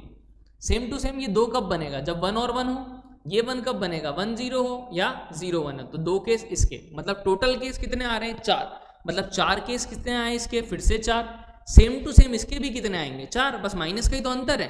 तो 4 4 8 4 12 और 4 16, मतलब टोटल आंसर कितना हो गया 16। क्लियर, बहुत ही इजी सा क्या है जनरल नॉलेज का क्वेश्चन था। अपन ने जो जो बोलता गया बस वो करते अपन चले गए और अपना आंसर आ गया। नेक्स्ट बात करते हैं, देखिए क्या कह रहा है 11th question. A group of 9 student S1 से S9 be divided into 3 team XYZ। अरे डिवाइडेड क्या आ रहा है, डिवाइडेड मतलब कि परम्यूटेशन एंड कॉम्बिनेशन। आगे क्या बोल रहा है साइज, मतलब अपन को 9 बंदे हैं, उनको ग्रुप्स में डिवाइड करना है X Y और Z। ग्रुप की नेमिंग है बेटा यहाँ 2 3 और 4, मतलब आप ऐसा उल्टा सीधा नहीं कर सकते, X को 2 ही जने देने हैं, आप ऐसा नहीं कर सकते X को 4 दे दो, ठीक है, यहाँ नेमिंग है। तो 2 3 और 4 नहीं, अपन से क्या बोला है साथ में, suppose that S1 can not selected for the team X, मतलब S1 इसमें नहीं आना चाहिए भैया, ठीक है। दूसरा S2 जो है वो किस में नहीं आना चाहिए Y में, गॉट इट। आगे क्या बोल रहा है, then the number of the base such team. तो देखिए अगर ये कोई रेस्ट्रिक्शन नहीं लगाता ना तो बहुत ईजी हो जाता। कैसे हो जाता कि भैया 9 जनों को डिवाइड करना है 2 3 4 के ग्रुप में, तो factorial n upon factorial n1 factorial n2 factorial n3। अगर कोई रेस्ट्रिक्शन नहीं होती तो ये अपना आंसर हो जाता, लेकिन उसने रेस्ट्रिक्शन क्या लगा दी, S1 किस में नहीं जाएगा X में, S2 किस में नहीं जाएगा Y में। तो मैं क्या करूं, मैं वो केसेस माइनस कर दूं। जब मान लो S1 गया हो X में, नहीं S1 किस में गया था X में, दूसरा वो भी केस माइनस कर दूं इसी में, तो S2 किस में गया हो Y में। लेकिन इसमें क्या लफड़ा पड़ा कि जब मैंने ये केस लिया तो उसमें वो केस भी काउंट हो चुका है जब S2 किस में गया है Y में। ऐसे ही जब S2Y लिया तो उसमें वो केस भी काउंट हो गया जो S1 किस में गया हो X में। तो एक बार मुझे क्या माइनस करना पड़ेगा, दोनों का कॉमन, कि जब S1 तो X में गया हो और S2 किस में गया हो Y में, गॉट इट। ताकि अपने पास ओरिजिनल क्या आ जाए, जैसे A इंटरसेक्शन B क्यों माइनस करते थे, A यूनियन B निकालने के लिए, Na plus NB minus Na intersection B। यानी S1X मतलब क्या है कि भाई एक बंदा तो यहाँ चला गया, तो अब इसके पास खाली प्लेस कितनी बची, 1, इसके पास अभी भी 3, इसके पास 4, टोटल बंदे कितने बचे अब 8, क्योंकि S1 तो इसमें जा चुका है। यानी 8 बंदों को 1 और 3 और 4 के ग्रुप में डालना था, डाल दिया। सिमिलरली S2 है, फिर क्या है भैया 8 बंदे, नहीं किस में डालना था Y में, Y में डालेंगे तो यहाँ 3 की जगह कितने होंगे 2 बंदे, यहाँ 4 और X में 2। अब दोनों में डाल दिया, एक इसमें से कम एक इसमें से कम, तो कितने बचे बेटा 7 बंदे। और 7 बंदों को क्या करना है अपन को 1 2 और 3 4 के ग्रुप में, यानी 1 2 और 4, क्योंकि एक एक बंदा इनमें से क्या हो गया कम। अब कोई कहेगा सर यहाँ दोनों क्या आ रहे हैं सेम, तो 1/2 करो आप। मैंने कहा नहीं होगा भाई, क्यों, यहाँ पर साइज अलग अलग है, एक बंदा पहले ही बैठा रखा है मैंने ऑलरेडी, तो साइज सेम नहीं है, तो ये गलती यहाँ मत कर देना, ठीक है। तो यानी इसको क्या करोगे आप लोग सिंप्लीफाई। अब इतना मैं आप लोगों से एक्सपेक्ट करता हूँ, आप जेईई एडवांस का पेपर देने जा रहे हो तो ये कैलकुलेशन तो आप कर ही सकते हैं, ठीक है। तो आगे बढ़ता हूँ, मैं कैलकुलेशन सॉल्व नहीं करने वाला, ठीक है। आगे बात करता हूँ ओपी वेक्टर क्या दिया हुआ है बेटा, ये वैल्यूज OQ दे रखा है, ये OR दे रखा है, ये 3 वेक्टर हैं। O denote the origin OP cross OQ dot OR equal to 0 and the point alpha comma beta comma 2 lies on the plane this. देखो इधर सबसे पहला काम क्या दिया है, बहुत एक सुकून सा काम दिखा, ए क्रॉस बी नहीं डॉट सी इक्वल टू 0, याद है किसको शो करता था, स्केलर ट्रिपलेट प्रोडक्ट, यानी कभी भी अगर ऐसा होता था तो इसको लिखते थे डिटर्मिनेंट, अगर याद हो तो। नहीं, डिटर्मिनेंट कैसे लिखते थे, कोफिशिएंट, यानी अल्फा माइनस 1 अपॉन अल्फा 1 और 1। दूसरा क्या है 1 बीटा माइनस 1 बीटा और 1। तीसरा क्या है 1 1 और 1/2। यानी यहां से अगर मैं सिंप्लीफाई करना चाहूं इसको तो देखिए थोड़ा सा अगर सिंप्लीफाई करूं तो क्या दिख रहा था, 1 माइनस 1 बाय अल्फा 1 1, ये 1 1 माइनस 1 बाय बीटा 1 1 1 और 1/2। क्या किया मैंने, अलग अलग कर दिया, अल्फा के साथ अल्फा कट गया, माइनस 1 बाय अल्फा। अब देखिए अगर डिटर्मिनेंट को थोड़ा प्रॉपर्टी लगा लूँ तो थोड़ा सा ईजी हो जाए, इन दोनों को ऐड कर देता हूँ, क्या कॉलम 1 की जगह कॉलम 1 प्लस कॉलम 2, तो क्या दिखेगा 1 माइनस कॉलम 1 माइनस कॉलम 2, 1 से 1 तो गया, क्या दिखेगा माइनस 1 बाय अल्फा, 1 से 1 गया क्या दिख जाएगा 1 बाय बीटा, 1 माइनस 1 क्या हो जाएगा 0, सेम टू सेम 1 माइनस 1 0, 1 से 1 गया माइनस 1 बाय बीटा, 1 माइनस 1/2 यानी 1/2, 1 1 और 1/2। सिंप्लीफाई करना ही पड़ रहा है, थोड़ा सा कर लेते हैं चलो, ठीक है। क्या होगा, माइनस का 1 बाय अल्फा के लिए सॉल्व करूंगा तो कितना आएगा, माइनस का 1/2 बीटा माइनस का हाफ, गॉट इट। फिर क्या 0 के लिए सॉल्व करोगे 0 आएगा, 1 के लिए सॉल्व करोगे तो क्या आएगा 1/2 बीटा माइनस का 0। नहीं, इसको सिंप्लीफाई करूंगा तो 1/2 alpha beta minus minus plus 1/2 alpha plus 1/2 beta equals to 0। LCM ले लूँ 2 अल्फा बीटा, यहाँ तो 1 ही रहेगा, यहाँ क्या आएगा बीटा, यहाँ क्या आ जाएगा अल्फा इक्वल टू 0। तो कब आएगा, जब 1 प्लस अल्फा प्लस बीटा किसके इक्वल हो बेटा 0 के, यानी अल्फा प्लस बीटा की वैल्यू क्या आ चुकी है -1। देखो मुझे निकालना क्या है, अब उस पर बात करता हूँ। एक पॉइंट है अल्फा बीटा और 2 किस पे लाई कर रहा है, प्लेन पे, मतलब 3 alpha plus 3 beta -2 plus L equal to 0।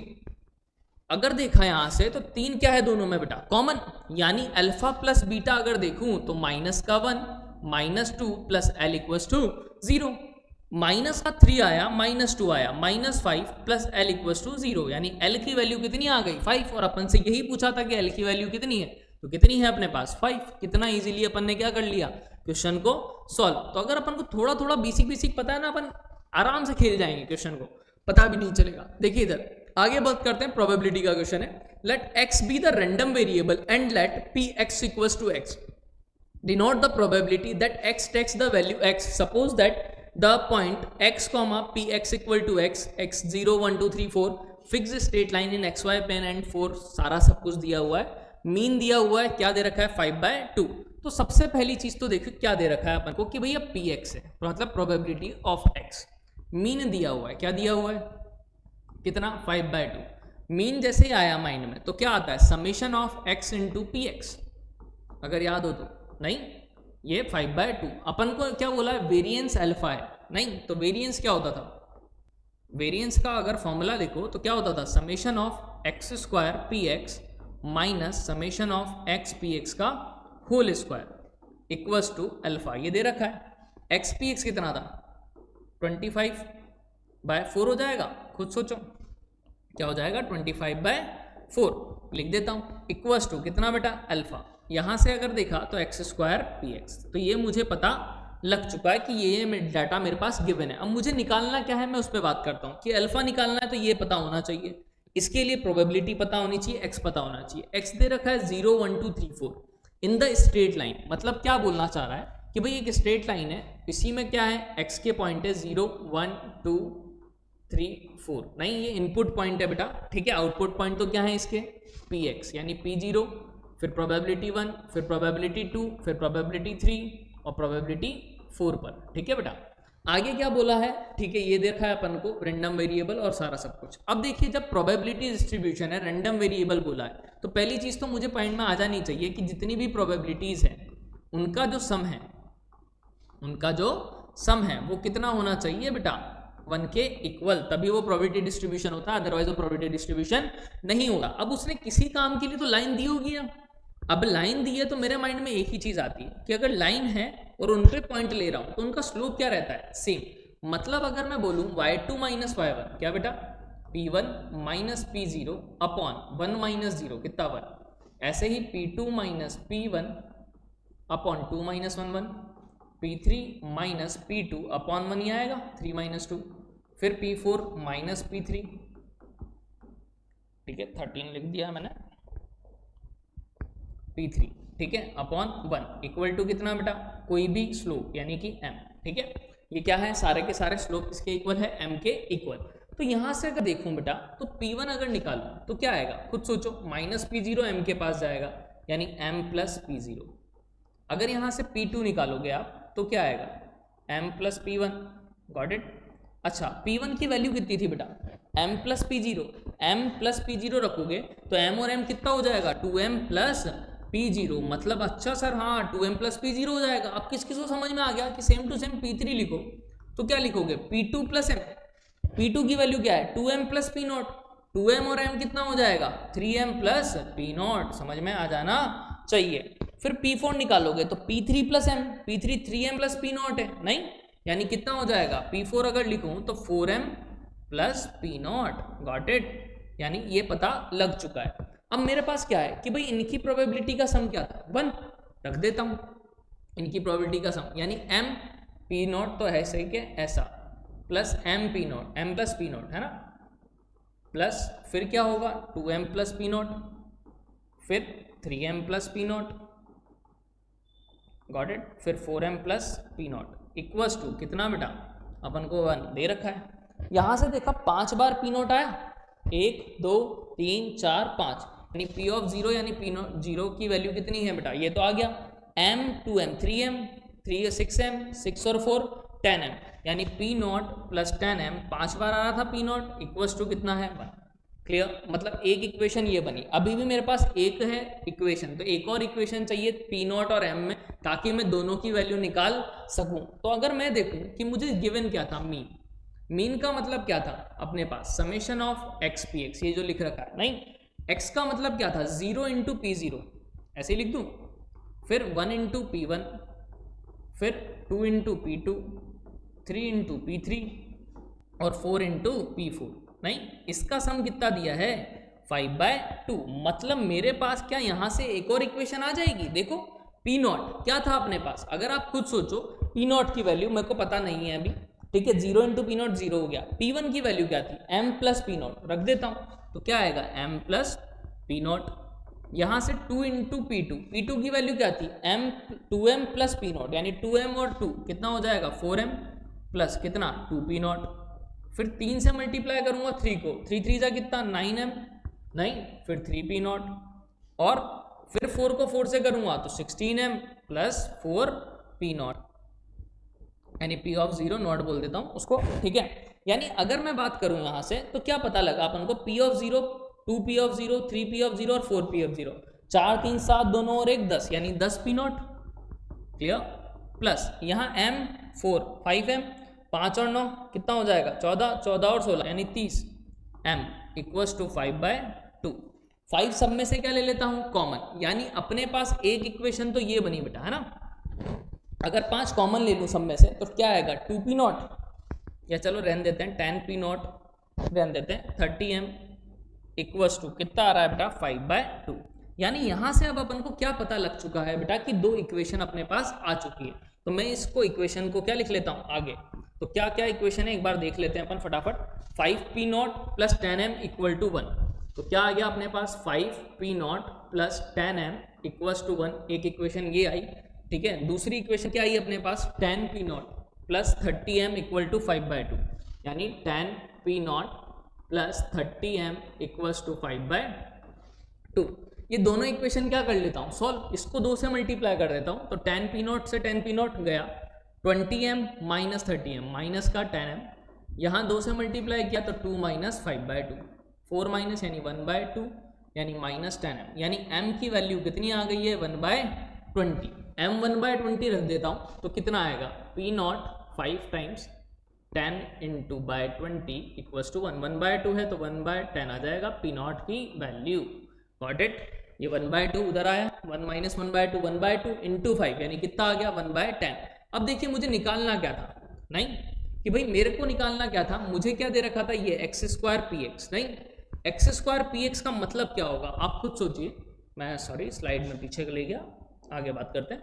मुझे निकालना क्या है, एक्स स्क्वायर पी एक्स, मतलब 0 into P zero x square, 1 का स्क्वायर 1 ही रहेगा, पी जीरो, ठीक है, P1 सॉरी 1, गॉट इट, नहीं, फिर क्या निकालना है, 2 का स्क्वायर कितना 4, P2, 3 का स्क्वायर 9, P3, फिर अपन को करना है 4 का स्क्वायर 16, P4, नहीं, ये क्या था x square P x minus क्या था बेटा एक्स पी एक्स का स्क्वायर इक्वल टू अल्फा। तो अगर ये निकाल लो तो मेरा काम हो जाए। तो देखिए भाई पी नॉट आ चुका है, P1 क्या था अगर याद हो तो m प्लस पी नॉट, याद है अभी लिखा था मैंने, तो m की वैल्यू कितनी थी बेटा 1/20 प्लस 1/10, यानी कि कितना 1/20 प्लस 1/10। तो देखिए लिख देता हूँ 1/20 प्लस 1/10, अगर एलसीएम लिया 20 आएगा बेटा, यहाँ क्या होगा 2 प्लस 1 यानी 3/20। इसी तरह से अगर मैं बात करूँ P2 की तो वो क्या था बेटा 2m प्लस पी नॉट, यानी कि कितना 2/20 प्लस पी नॉट कितना है 1/10, नहीं वापस से 2 आएगा, 2 और 2 4/20। फिर अगर देखा P3 तो कितना था 3m प्लस पी नॉट, यानी कि कितना हो जाएगा 3/20 प्लस का कितना हो जाएगा पी नॉट की वैल्यू कितनी थी 1/10, यानी कितना 2 और 3 5/20। फिर क्या आएगा ऐसे कैसे 4m प्लस पी नॉट, यानी 4 प्लस 2 कितना हो जाएगा 6/20। मतलब ये वैल्यूज आ गई अपने पास, तो अब मैं क्या रख दूंगा वैल्यू, ये तो 0 1 इंटू P1, P1 कितना है 3/20, 4 इंटू P2 की वैल्यू कितनी है बेटा 4/20, ठीक है, P3 की वैल्यू कितनी है 5/20, इसकी वैल्यू कितनी है 6/20। यानी यहाँ से देखा तो कितना होगा 20 तो सबका एलसीएम, यहाँ आएगा 3 16 45 और 16 6 जा 96, यहाँ से माइनस का अल्फा है तो माइनस का क्या लिख देता हूँ 24 5/4 इक्वल्स टू अल्फा। तो यहाँ से आप अल्फा को क्या कर लो कैलकुलेट, 24 इंटू अल्फा निकाल लो। अब कैलकुलेशन इतनी मैं मान सकता हूँ कि आप कर सकते हैं। तो मैं आगे बढ़ता हूँ बेटा नेक्स्ट क्वेश्चन पे, इतनी कैलकुलेशन मैंने सॉल्व कर दी, आगे आपको क्या करनी है उसको सॉल्व आउट कर लेना है। अब आगे बात करता हूँ क्वेश्चन नंबर 14 की, ये क्या है मैचअप क्वेश्चन, नहीं मैचअप क्वेश्चन में क्या दिया हुआ है बेटा, सबसे पहले दिया हुआ है कि अल्फा और बीटा किस इक्वेशन के रूट है X square plus x minus 1 के, ठीक है, रूट दिए हुए हैं, टी दे रखा है 1 कॉमा अल्फा कॉमा बीटा, एक 3x3 की मैट्रिक्स है सच दैट R1 है AI1 AI2 AI3 ये दे रखा है, आगे लिस्ट दे रखी है, ये सारी चीजें। तो अपन इसको 1 बाय 1 ऑप्शन वाइज करने का ट्राई करते हैं, क्वेश्चन को एक्सप्लेन करता हूँ। तो देखिए सबसे पहले अपन को जो डाटा दे रखा था मैंने हर एक का अलग अलग लिख रखा है, X square plus x minus 1 0, इसके दो रूट थे अल्फा और बीटा।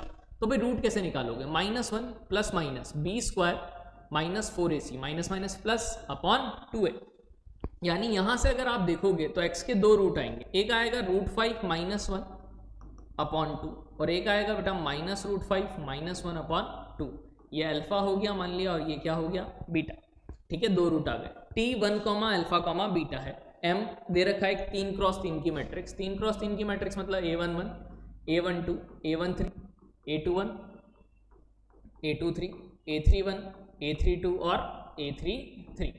जैसे ये आया अपने पास, ये क्या है मैट्रिक्स M, क्या है बेटा मैट्रिक्स M।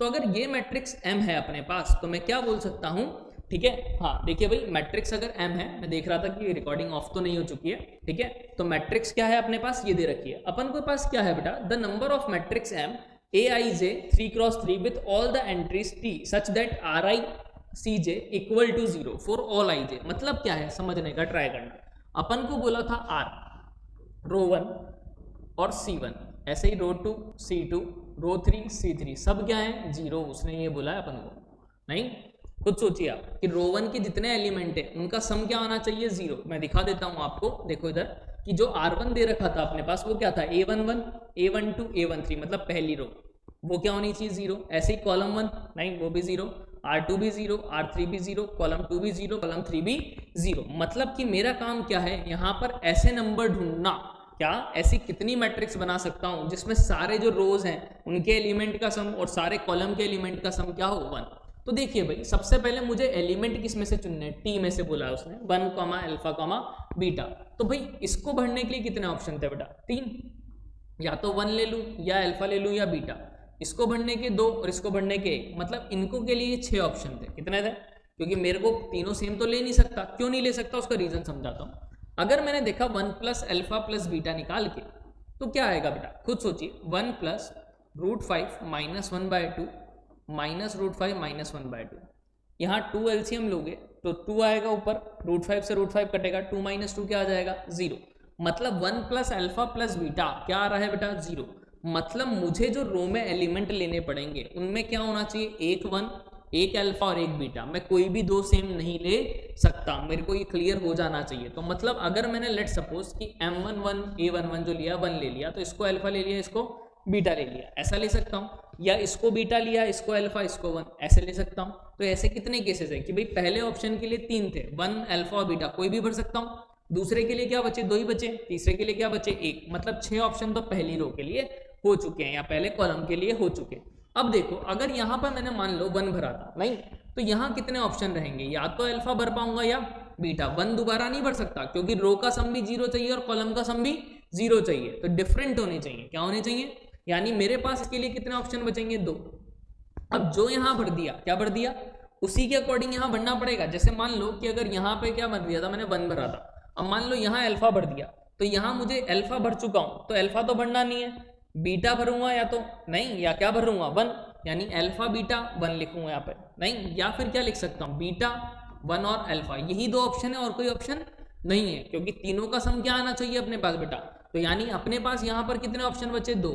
अब यहाँ मान लो 1 भर दिया, अल्फा भर दिया, तो तीसरी वाली जो रो होगी उसमें मेरे को जबरदस्ती बीटा ही भरना पड़ेगा, एक ही ऑप्शन है, इन दोनों के अकॉर्डिंग ही भरना पड़ेगा उसको। तो यहाँ बीटा भरना पड़ेगा, यहाँ अल्फा बीटा लिया है तो यहाँ 1 बनना पड़ेगा, यहाँ बीटा 1 है तो यहाँ अल्फा, तो एक ही ऑप्शन रहा, यानी 6 × 2 × 1, यानी कितने ऑप्शंस, 12। तो 12 तरह से इस तरह की मैट्रिक्स पॉसिबल है जिनकी रोज का भी सम 0 और जिनकी कॉलम का भी सम क्या होगा 0, क्योंकि अपने पास 1 प्लस अल्फा प्लस बीटा क्या आ रहा है बेटा 0। Same to same next question की बात करता हूं बेटा। नेक्स्ट क्वेश्चन क्या है कि the number of symmetric matrix, क्या है, the number of symmetric matrix. Symmetric matrix का मतलब समझते हो क्या बेटा, कि जैसे यहाँ जो भरा मैंने, नहीं लेट सपोज A11 है, तो ये जो A12 है और A13 है, तो यहाँ भी A12 ही आएगा, नहीं।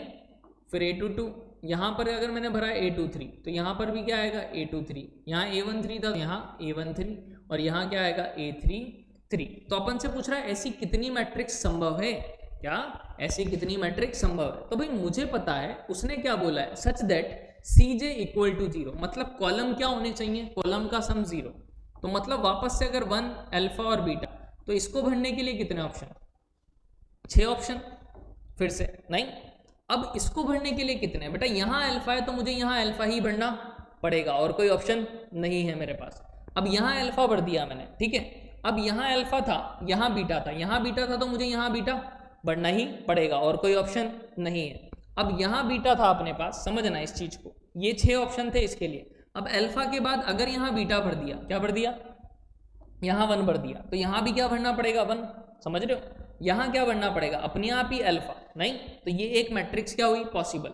अब दूसरा क्या, यहाँ अगर आप 1 भरते, क्या भरते, तो यहाँ आपको बीटा भरना पड़ता, लेकिन वो संभव ही नहीं है क्योंकि यहाँ ऑलरेडी बीटा है, तो यहाँ बीटा आ ही नहीं सकता। मतलब कि इन दोनों के लिए सिर्फ और सिर्फ एक ही केस बनेगा बेटा, यानी 6 × 1 × 1, मतलब कि कितने ऑप्शन, ओनली ऑन 6 ऑप्शन, क्योंकि यहाँ मैं 1 और बीटा नहीं भर सकता क्योंकि मुझे कॉलम का सम क्या चाहिए बेटा 0। तो यहाँ ऑलरेडी बीटा है तो यहाँ मेरे को क्या भरना पड़ेगा, बीटा भर नहीं सकता, मतलब मुझे यहाँ क्या भरना पड़ेगा 1 ही भरना पड़ेगा और कोई ऑप्शन नहीं है। तो इसका भी एक तरीका, इसका भी एक तरीका, मतलब 6 ऑप्शन अपने क्या है पॉसिबल, किसके, सिमेट्रिक मैट्रिक्स के। फिर क्या बोला है बेटा, तो मैट्रिक्स क्या है, स्क्यू सिमेट्रिक। क्या है स्क्यू सिमेट्रिक, मतलब तो समझ में आना चाहिए कि ये 0 ये 0 ये 0, ये 12 है ये 13 है तो ये -A12, ये A23 है तो -A23 और ये -A13, ये होती है स्क्यू सिमेट्रिक, ठीक है।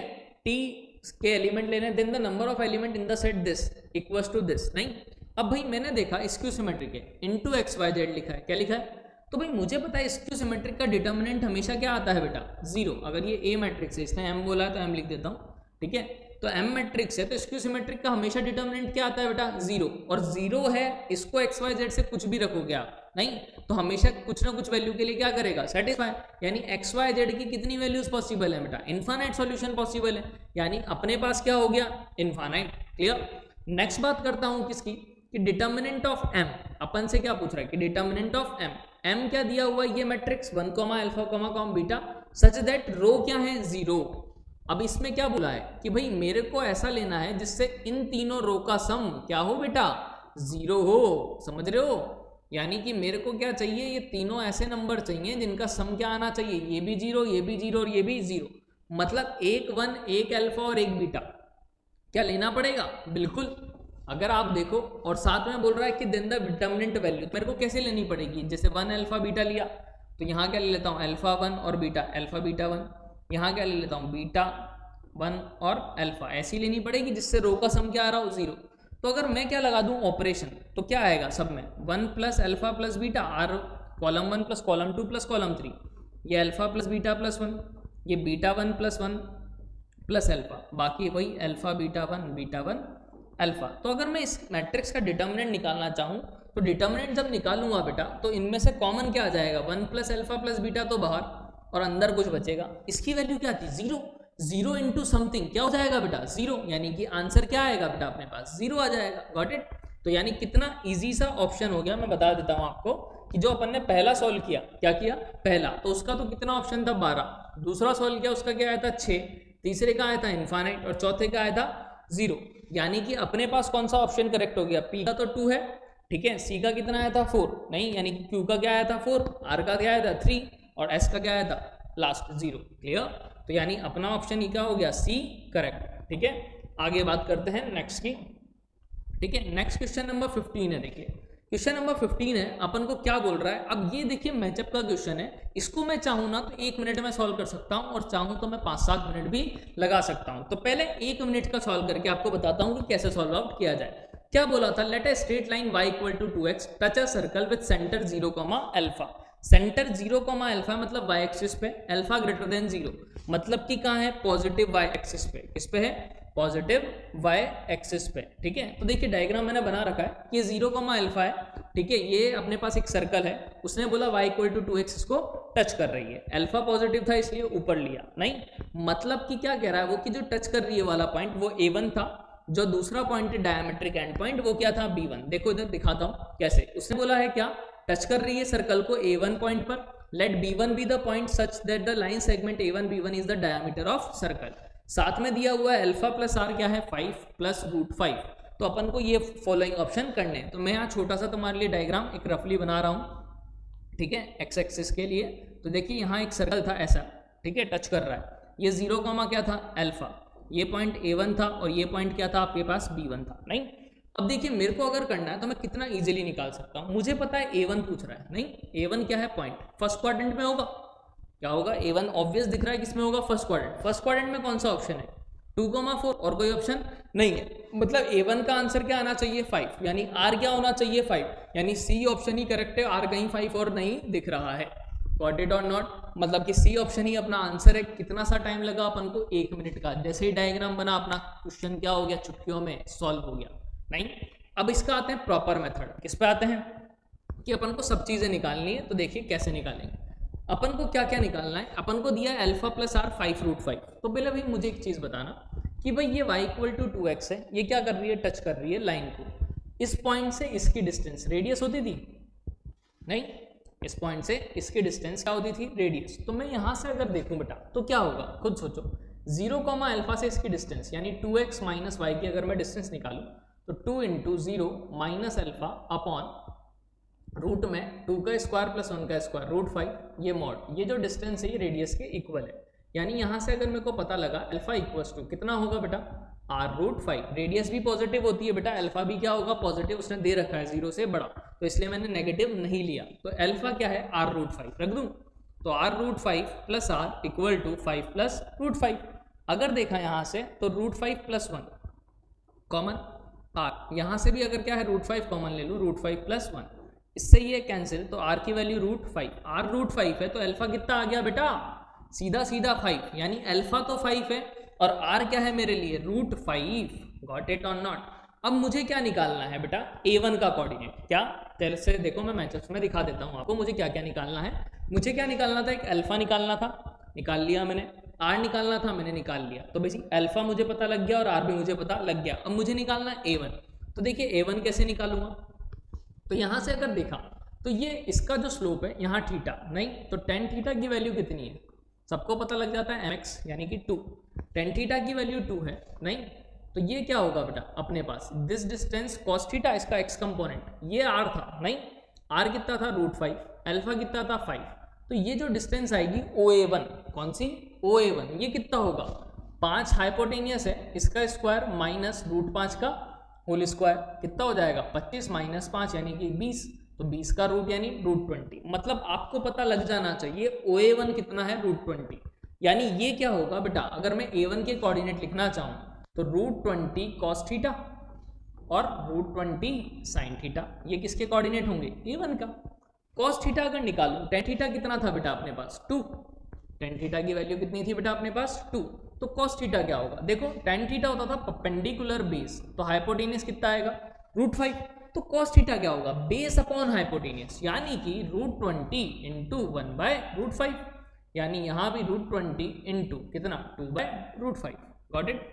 ये √5 से √4 बार यानी 2 आएगा, ये √4 बार यानी 2 इंटू 2 कितना आएगा 4, यानी A1 के कोऑर्डिनेट क्या आ चुके हैं 2,4, मतलब कितना बढ़िया पता लग चुका है ये 2,4 है। अब ये निकालना है, मान लिया x1 और y1, तो क्या ये डायमीटर पॉइंट है उसने बोला है, मतलब ये क्या होगा इसका मिड पॉइंट, तो क्या बोल सकता हूँ कि जो x1 प्लस 2/2 है वो किसके इक्वल 0 के, और अगर यहाँ से देखूँ y1 प्लस 4/2 किसके इक्वल अल्फा के, 2 0 की तरफ गया 0 यानी x1 कितना आ गया -2, y1 निकालूंगा 2, अल्फा 5 था -4 यानी 10 - 4 यानी 6, यानी बीटा जो B1 पॉइंट है वो आ रहा है -2,6 और अल्फा है जो A1 पॉइंट है वो क्या आ रहा है 2,4, तो देखो A1 जो है वो तो आ रहा है 2,4, B1 है कितना -2,6, तो यानी कि अपना ऑप्शन कौन सा करेक्ट हो चुका है बताइए कि जो S का आंसर है वो 3 है, R का आंसर है वो 5 है, अल्फा निकाल ही चुके हैं, R भी निकाल चुके हैं, तो बहुत इजीली मैं सॉल्व कर सकता था, दिमाग लगा के तो मैं 30-40 सेकंड में ही सॉल्व कर देता इस क्वेश्चन को, ठीक है। अब बात करता हूँ किसकी बेटा 16 नंबर के क्वेश्चन की, 16 अपना हो चुका है, आई थिंक 16 हो गया है। अब बात कर रहा हूँ किसकी 17 की, सॉरी 16 अभी अपना नहीं किया अपन ने, 16 की भी बात कर लेते हैं फिर 17 पे आते हैं। 16 क्या दे रखा है बेटा x plus 11/1, y plus 21/2, z plus 29/3, L2 दे रखा है, ये मतलब अपन को क्या दी है 2 लाइन, मेरे माइंड में आ जानी चाहिए, ये 2 लाइन है जो इंटरसेक्ट कर रही है, कहाँ पर कर रही है R पर, ठीक है, इनका इंटरसेक्शन पॉइंट क्या दिया हुआ है R।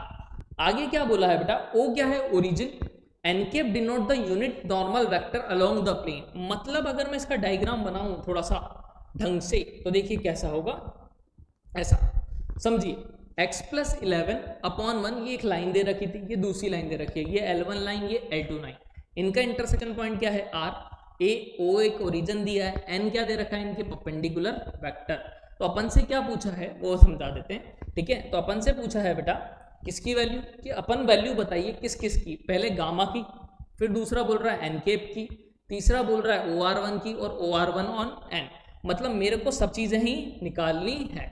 तो देखिए कैसे निकालूं, सबसे पहला काम क्या करता हूं कि भाई मुझे पता है यहां से अगर देखूं तो अगर इनका इंटरसेक्शन पॉइंट की मैं बात करूंगा नहीं तो क्या होगा, तो देखिए सबसे पहली चीज कि x1 क्या है, अगर यहां से निकालूंगा तो लैम्डा -11 आएगा क्या x1 की वैल्यू, खुद सोचिए आप कैसे, 1 इंटू लैम्डा माइनस का 11। इसी तरह से अगर मैं y1 निकालना चाहूँ तो क्या आएगा 2 लैम्डा -21, z1 निकालना चाहूँ तो कितना हो जाएगा बेटा 3 लैम्डा माइनस का 29। नहीं क्यों बोला x1 y1 z1, इस पर कोई पॉइंट, ऐसे कैसे अगर इस पे निकालना चाहूँ तो क्या होगा बेटा 3 म्यू माइनस का 16, ऐसे यहाँ से निकालूंगा तो कितना होगा 2 म्यू -11 और गामा म्यू, ठीक है, माइनस का 4। अब ये दोनों का इंटरसेक्शन पॉइंट है, क्या है इंटरसेक्शन पॉइंट, मतलब इंटरसेक्ट हो रही है, मतलब ये कोऑर्डिनेट इसके इक्वल होना चाहिए, मतलब लैम्डा -11 3 म्यू -16 के क्या होगा इक्वल। इसी तरह से 2 लैम्डा -21 किसके इक्वल होगा 2 म्यू -11 के। अगर यहाँ से देखा तो क्या होगा बेटा 3 म्यू माइनस लैम्डा 16 और 11 कितना होगा बेटा 5, यानी 3 म्यू माइनस लैम्डा कितना है 5। यहाँ से अगर देखूँ तो 2 म्यू -2 लैम्डा इक्वल्स टू कितना -21 + 11 यानी माइनस का 10। यहाँ से अगर कैलकुलेट करना चाहूँ 2 से मल्टीप्लाई कर दूँ तो 6 म्यू -2 लैम्डा इक्वल टू 10। दोनों को अगर ऐड कर दें, क्या कर दें, दोनों को अगर ऐड कर दें तो क्या वैल्यू आएगी अपने पास वो समझते हैं।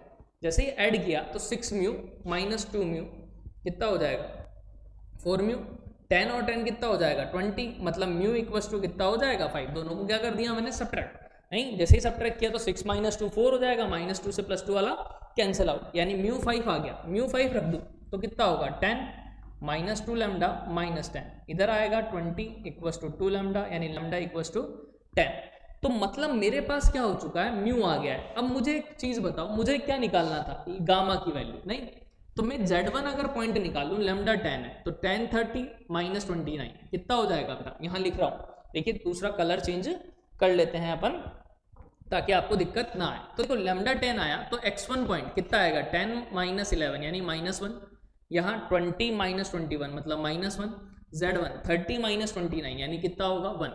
अब ये 1 है तो ये भी क्या होना चाहिए 1, मतलब गामा इंटू म्यू कितना था 5 माइनस 4 किसके इक्वल 1 के इक्वल, ये क्या हो गया 5 गामा इंटू 5, यानी गामा की वैल्यू कितनी 1। मतलब कि देखो मैंने क्या समझाया आपको कि जो गामा आया अपना वो निकल के क्या आ चुका है 1, यानी कि अपने पास कि भैया पहले का ऑप्शन 3 है ये कंफर्म हो चुका है। दूसरी बात, दोनों का जो इंटरसेक्शन पॉइंट था बेटा वो क्या आया -1 और 1, नहीं -1 और 1, तो खुद देखो -1 और 1 यानी इंटरसेक्शन जो पॉइंट है R1 के लिए वो क्या होगा ये, यानी R का पॉइंट क्या होगा 1। क्लियर। अब Q की बात करता हूँ, A possible choice of n vector, तो भाई n वेक्टर भी निकाल लेते हैं अपन।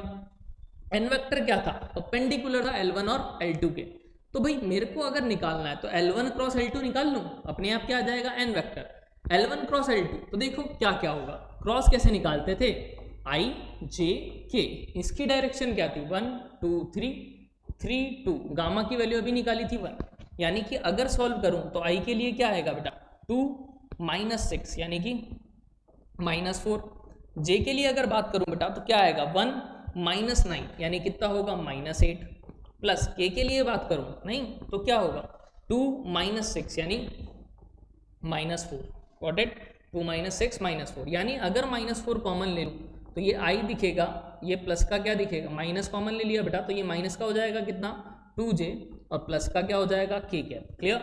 ये तो क्या आया n वेक्टर, मुझे क्या निकालना है n कैप, तो n कैप के लिए क्या करते थे बेटा उसके मॉड्यूलस से डिवाइड, यानी I minus 2J plus K है अपॉन रूट में a square plus b square plus 2 का स्क्वायर 4 1 यानी कि √6 यानी 1/√6 I 2/√6J और 1/√6 K कैप। क्लियर। तो यानी यहाँ से मैं आपको दिखाता हूँ कि मैंने क्या निकाला n वेक्टर क्या आया 1/√6 I माइनस 2/√6 और 1/√6 K, मतलब इसका ऑप्शन ये 4th करेक्ट है। अब मुझे देखना है S option, a possible vector of OR dot n vector. तो देखिए भाई यहीं दिखा देता हूँ, OR कितना आया था अपने पास, OR वेक्टर मैंने लिख रखा था ये रहा -I minus J plus K, ठीक है। OR डॉट n क्या था अपने पास यहाँ पर I minus 2J plus K, यही आया था, √6 हटा दिया मैंने, यूनिट वेक्टर था है ना।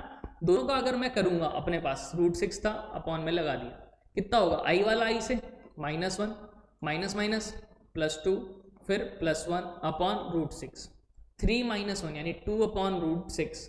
इसको क्या लिख सकता हूँ, 2 से ये कट करूंगा तो √3 आएगा इंटू √2 था, ये 2 था, 2 से √2 तो √2 अपॉन √3, यानी कि इसकी जो S की पॉसिबल वैल्यू है वो कितनी होगी √2/3, यानी कि S का ऑप्शन कितना आ चुका है 5, यानी अपना 16 क्वेश्चन भी हो चुका है। अब सिर्फ और सिर्फ क्या बचा है बेटा एक क्वेश्चन, ठीक है, जो कि है 17 क्वेश्चन, जो कि किसका है बेटा फंक्शन का, ठीक है। फंक्शन भी यूज आएगा, थोड़ी सी डिफरेंशिएबिलिटी भी क्या आएगी यूज आएगी। देखिए सोचिए इस क्वेश्चन को पहले डिक्टेट कर दूंगा, अभी पहले आप पढ़िए इस क्वेश्चन को, ठीक है। बहुत इजीली सॉल्व करूंगा, 1 मिनट से कम में सॉल्व कर लूंगा अगर सेंस ऑफ ह्यूमर यूज करूंगा तो, और कहीं अगर मैं पूरा सेंस ऑफ ह्यूमर यूज नहीं करता, पूरा एक्सप्लेन करता हूं तो लगभग मुझे 10 मिनट लगेंगे अभी। तो सोचिए आप लोग, तो देखिए बेटा क्या करना है मुझे वो समझता हूं। लेट दे रखा है f रियल से रियल में, g डिफाइन है रियल से रियल में, fx एक फंक्शन, gx एक फंक्शन, hx एक फंक्शन, hx में है afx, b gx half minus x, c x minus gx और d gx, मतलब hx जो फंक्शन है वो fx और gx की टर्म्स में है। आगे क्या बोला है a0 b1 c0 d0, मतलब एक तो 1 है बाकी 3 0, फिर एक 1, बाकी 3 0, फिर 3 0 1 1 है, और वापस से 3 0 और एक 1 है। नहीं, मतलब हर बार क्या हो रहा है, 3 तो 0 है और एक 1 है। तो इनमें सबसे पहले आप ढूंढिए सबसे आसान क्या है। जैसे कि अगर मैं सबसे आसान की बात करूं, A0, B0 और C0 रखा, तो सिर्फ क्या बचेगा, डी ऑप्शन के लिए hx इक्वल टू gx। क्या बचेगा, hx इक्वल टू gx, यानी hx की वैल्यू gx के इक्वल है। अब gx है 1 माइनस 2x, तो ये तो सबको पता होना चाहिए। वो क्या कह रहा है कि 0 से हाफ में, किसमें, 0 से हाफ में, बाकी सब जगह तो 0 है, तो ये है ग्राफ। नहीं, 0 से हाफ में अगर 0 रखता तो क्या वैल्यू आ रही थी 1, हाफ रखता तो क्या वैल्यू आ रही है 0, मतलब इसका ग्राफ ऐसा होता।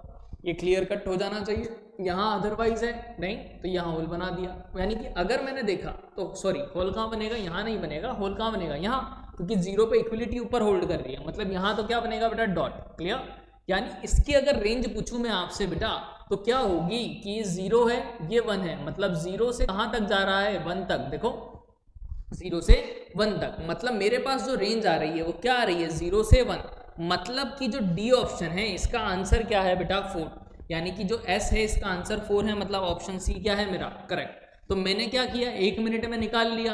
अब इसी जगह मैं सारे ऑप्शन सोल्व करता हूं आपको समझाने के लिए। तो अगर सेंस ऑफ ह्यूमर काम करता है तो मैट्रिक्स में जब बहुत आसानी से किए जा सकते हैं। तो देखिए पहले ऑप्शन पे बात करता हूं।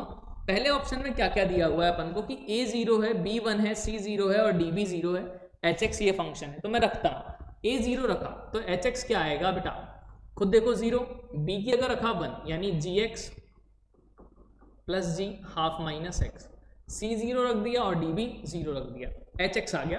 तो देखिए क्या हुआ, gx का मतलब क्या था अपने पास, gx का मतलब था बेटा 1 माइनस 2x, 0 0 से कहाँ तक, हाफ तक, अदरवाइज ये था। ठीक है, अब बात करता हूं किसकी, g of half minus x की। अगर हाफ माइनस एक्स की बात कर रहा हूं तो x की जगह क्या रखना पड़ेगा, हाफ माइनस एक्स। यहां रख देता हूं 1 माइनस 2 हाफ माइनस एक्स।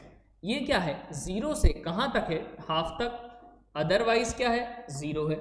2 से 2 क्या हो जाएगा, कैंसिल आउट, 1 माइनस 1 क्या होगा, 0, माइनस माइनस क्या हो जाएगा, प्लस। यानी यहां से अगर देखूं तो क्या आ रहा है, 2x 0, x की जगह सॉरी हाफ माइनस एक्स रखना था तो मैं भूल चुका था, यहां रख दिया। अगर यहां देखा तो हाफ को इधर लाऊंगा तो माइनस हाफ माइनस एक्स, कहां तक, हाफ माइनस हाफ 0, माइनस से मल्टीप्लाई करते हैं इनइक्वलिटी चेंज, यानी इसको मैं क्या लिख सकता हूं, x कहां से कहां तक है, 0 से हाफ तक। गॉट इट, इक्वलिटी किस में थी, दोनों में, तो मैं दोनों में क्या लगा देता हूं, इक्वलिटी। अदरवाइज क्या है बेटा, यही चीज। तो अगर मैंने देखा मुझे निकालना क्या था, gx प्लस जी हाफ माइनस एक्स, अगर मैं इन दोनों को ऐड करता हूं तो 2x से 2x कैंसिल आउट, खुद सोचो ये g ऑफ क्या था, हाफ माइनस एक्स, तो 2x से 2x तो निमट गया, क्या बचा 1, यानी इसकी जो वैल्यू आई 1 आई, कब, जब 0 से किसके बीच में था, हाफ के बीच में, और अदरवाइज क्या आ रहा है, 0 प्लस 0 यानी कि 0, मतलब कि मेरे पास या तो फंक्शन 0 है या फिर फंक्शन 1 है, मतलब इसकी रेंज क्या है, 0 से 1, या 0 से 1 है या 0,1 है, तो 0,1, सिर्फ ये दो ही नंबर मिल रहे हैं। यानी कि अगर मैं ऑप्शन पे बात करूं तो पहला ऑप्शन अगर देखूं इसके लिए p के लिए, तो रेंज क्या है 0,1, मतलब पहले का 5वां सही है। गॉट इट, तो पहला ऑप्शन अपना 5वां सही आ चुका है, बाकी मुझे चेकआउट करने की जरूरत भी नहीं है क्योंकि एक ऑप्शन हो चुका है। दूसरा अगर किसी को फिर भी चेक करना है तो न तो वो 1 1 है क्योंकि बहुत सारों पे क्या मिल रहा है 1, बहुत सारों पे क्या मिल रहा है 0, ऑन टू भी नहीं है, पूरे रियल नंबर उसकी रेंज आ नहीं रही है अपने पास। क्लियर है या नहीं, एक पे 1 है एक पे 0 है तो डिफरेंशिएबल भी नहीं है क्योंकि डिसकंटिन्यूअस होगा ही होगा। ठीक है, आगे बात करता हूं सेकंड ऑप्शन की। तो देखिए सेकंड ऑप्शन के लिए क्या दे रखा है, वापस से a1 है, b 0 है, c 0 है, d 0 है। a1 है मतलब hx क्या है, fx, b 0 c 0 d 0, खत्म, यानी fx की निकालनी है। नहीं, x into mod x sine 1 by x, sine 1 by x एक ऑसिलेशन फंक्शन है, तो यहाँ इसकी क्या चेक कर सकता हूँ, डिफरेंशिएबिलिटी और कंटिन्यूटी। तो पहले डिफरेंशिएबिलिटी ही दे रखा था ऑप्शन में, तो डिफरेंशिएबिलिटी चेक करता हूँ। तो अगर मैं 0 पे चेक करना चाह रहा हूँ, किस पे, एट x इक्वल टू 0, तो एक बार क्या निकालूंगा LHD, एक बार क्या निकालूंगा बेटा RHD। LHD का फॉर्मूला क्या होता था, limit h tending to 0 f of 0 minus h minus f of 0 upon minus h। 0 पे चेकआउट कर रहा हूँ। RHD का फॉर्मूला क्या होगा, 0 plus h minus f of 0 upon h limit h tending to 0। यानी कि अगर बात करूं बेटा किसकी, इसकी, तो देखो 0 माइनस एच रखा तो 0 माइनस एच आएगा, मॉड करूंगा तो एच आएगा, यानी H square sine of -1 by H upon minus का एच। इससे ये कैंसिल आउट, इससे ये कैंसिल आउट, 0 इंटू समथिंग क्या आ जाएगा 0। गॉट इट, मतलब ये कहाँ से आ रहा है 0 की तरफ। 0 प्लस एच की बात करूं तो H into H, H square sine 1 by H, F of 0 तो 0 ही है अपॉन एच से एच कैंसिल, 0 इंटू समथिंग 0, मतलब कि ये भी 0 आ रहा है, ये भी 0, मतलब एल एच डी किसके इक्वल है आर एच डी। मतलब फंक्शन क्या है बेटा डिफरेंशिएबल। जैसे कि एग्जांपल से समझाऊं, एग्जांपल क्या, ऑप्शन में देखो तो सेकंड वाला ऑप्शन है तो एच क्या है डिफरेंशिएबल फंक्शन, तो थर्ड ऑप्शन क्या है क्यू का करेक्ट है अपने पास। अब बात करता हूं आर की, जब a0 b0 c1 और d0, ठीक है, तो देखिए क्या होगा इस केस में, ठीक है, तो थर्ड ऑप्शन c1 है और d क्या है अपने पास 0। तो देखिए अगर मैंने c को 1 रखा, d को 0, a को 0, b को 0, तो hx किसके इक्वल आया x minus of gx। gx की वैल्यू क्या थी, अगर माइनस से मल्टीप्लाई किया इसको तो आप समझिए gx जो था, अगर इसको माइनस से मल्टीप्लाई करूंगा तो क्या आएगा, मैं लिख देता हूँ, ये तो क्या था 1 माइनस 2x, ये 0, ये 0 से कहाँ तक था हाफ तक, और क्या था अदरवाइज, ठीक है। अब देखिए x तो as it is minus gx, यानी 1 माइनस 2x, और क्या होगा यहाँ पर 0 था, वहाँ पर क्या था x, तो x माइनस 0। ये कब के लिए, जब x किसके बीच में हो 0 से हाफ के बीच में, और अदरवाइज क्या है ये चीज़। यानी यहाँ से अगर देखूँ तो x माइनस का 2x थे तो प्लस हो जाएगा 3x माइनस 1, और x ये अपने पास आ चुका है 0 से कहाँ तक हाफ तक, और अदरवाइज ये है। अब मुझे क्या करना था, इसका ऑप्शन मैचअप करना था, तो मैं ऑप्शंस पे आता हूँ कि क्या अपने पास वैल्यू बन रही है, ठीक है। तो देखिए क्या था अपने पास कि भाई सी वाला जो ऑप्शन था अपने पास, तो वहाँ से क्या होगा कि अपन को बोल रहा है कि फंक्शन क्या होना चाहिए, 1 1 है, ऑन टू है, डिफरेंशिएबल है या रेंज है। तो देखिए बात कर लेते हैं इसकी, यहाँ पर आ जाते हैं। तो अगर इसका मैंने देखा तो क्या है भाई, अगर मैंने y इक्वल टू एक्स बनाया, अदरवाइज नहीं 0 से हाफ, तो पहले 0 और हाफ प्लॉट किया, 0 रखा तो क्या वैल्यू मिली बेटा -1, ठीक है। हाफ रखा वैल्यू तो क्या मिलेगी 3/2 -1 यानी 1/2। गॉट इट, मतलब ये 0 से हाफ में ऐसे। अदरवाइज क्या है y equal to x, y equal to x है, मतलब ऐसी लाइन बनेगी 1/2 पे, क्या सॉरी 1 पर मिल रहा था ये, नहीं हाँ 1/2 पर ही मिल रहा था, तो 1/2 पर 1/2 मिलेगा, मतलब ऐसी लाइन। तो मतलब माइनस इन्फानेट से 0 तक भी सब कुछ मिला, आगे भी सब कुछ मिल रहा है, मतलब इसकी रेंज क्या है बेटा, अगर निकालूं तो रियल नंबर। दूसरी बात क्या 1 1 है क्या, नहीं, दो जगह सेम वैल्यू मिलेगी, यानी मैनी 1 है, क्या है, तो यानी ये ऑप्शन क्या है मैनी 1 है, साथ में क्या है रेंज क्या है रियल नंबर, मतलब फंक्शन क्या है ऑन टू, क्या है फंक्शन क्या है ऑन टू। तो देखिए एक स्लाइड आगे निकल गई, तो देखिए यहां से अगर देखा सी ऑप्शन, तो एच क्या है ऑन टू, क्योंकि रेंज क्या है रियल नंबर, 1 1 तो है नहीं, मतलब कि आर का जो ऑप्शन है वो 2 करेक्ट है, मतलब सी ऑप्शन अपना क्या हो गया करेक्ट। तो देखियो कितना टाइम लगा, 5 से 7 मिनट। अगर मैंने सेंस ऑफ ह्यूमर यूज नहीं किया, लेकिन सेंस ऑफ ह्यूमर यूज किया था तो मेरा 1 मिनट में आंसर आ गया था। तो जेईई एडवांस आपको क्या करेगा बेटा, टीज करता है, खेलेगा आपके साथ। आप अगर अपना सेंस ऑफ ह्यूमर यूज करोगे तो आप इजीली 1 घंटे में पेपर को सॉल्व कर सकते हो, ठीक है। इसी तरह से दूसरा पेपर भी अपन डिस्कस करने वाले हैं, ठीक है, पेपर 2। ये पेपर 1 का क्या था कंप्लीट डिस्कशन, ठीक है।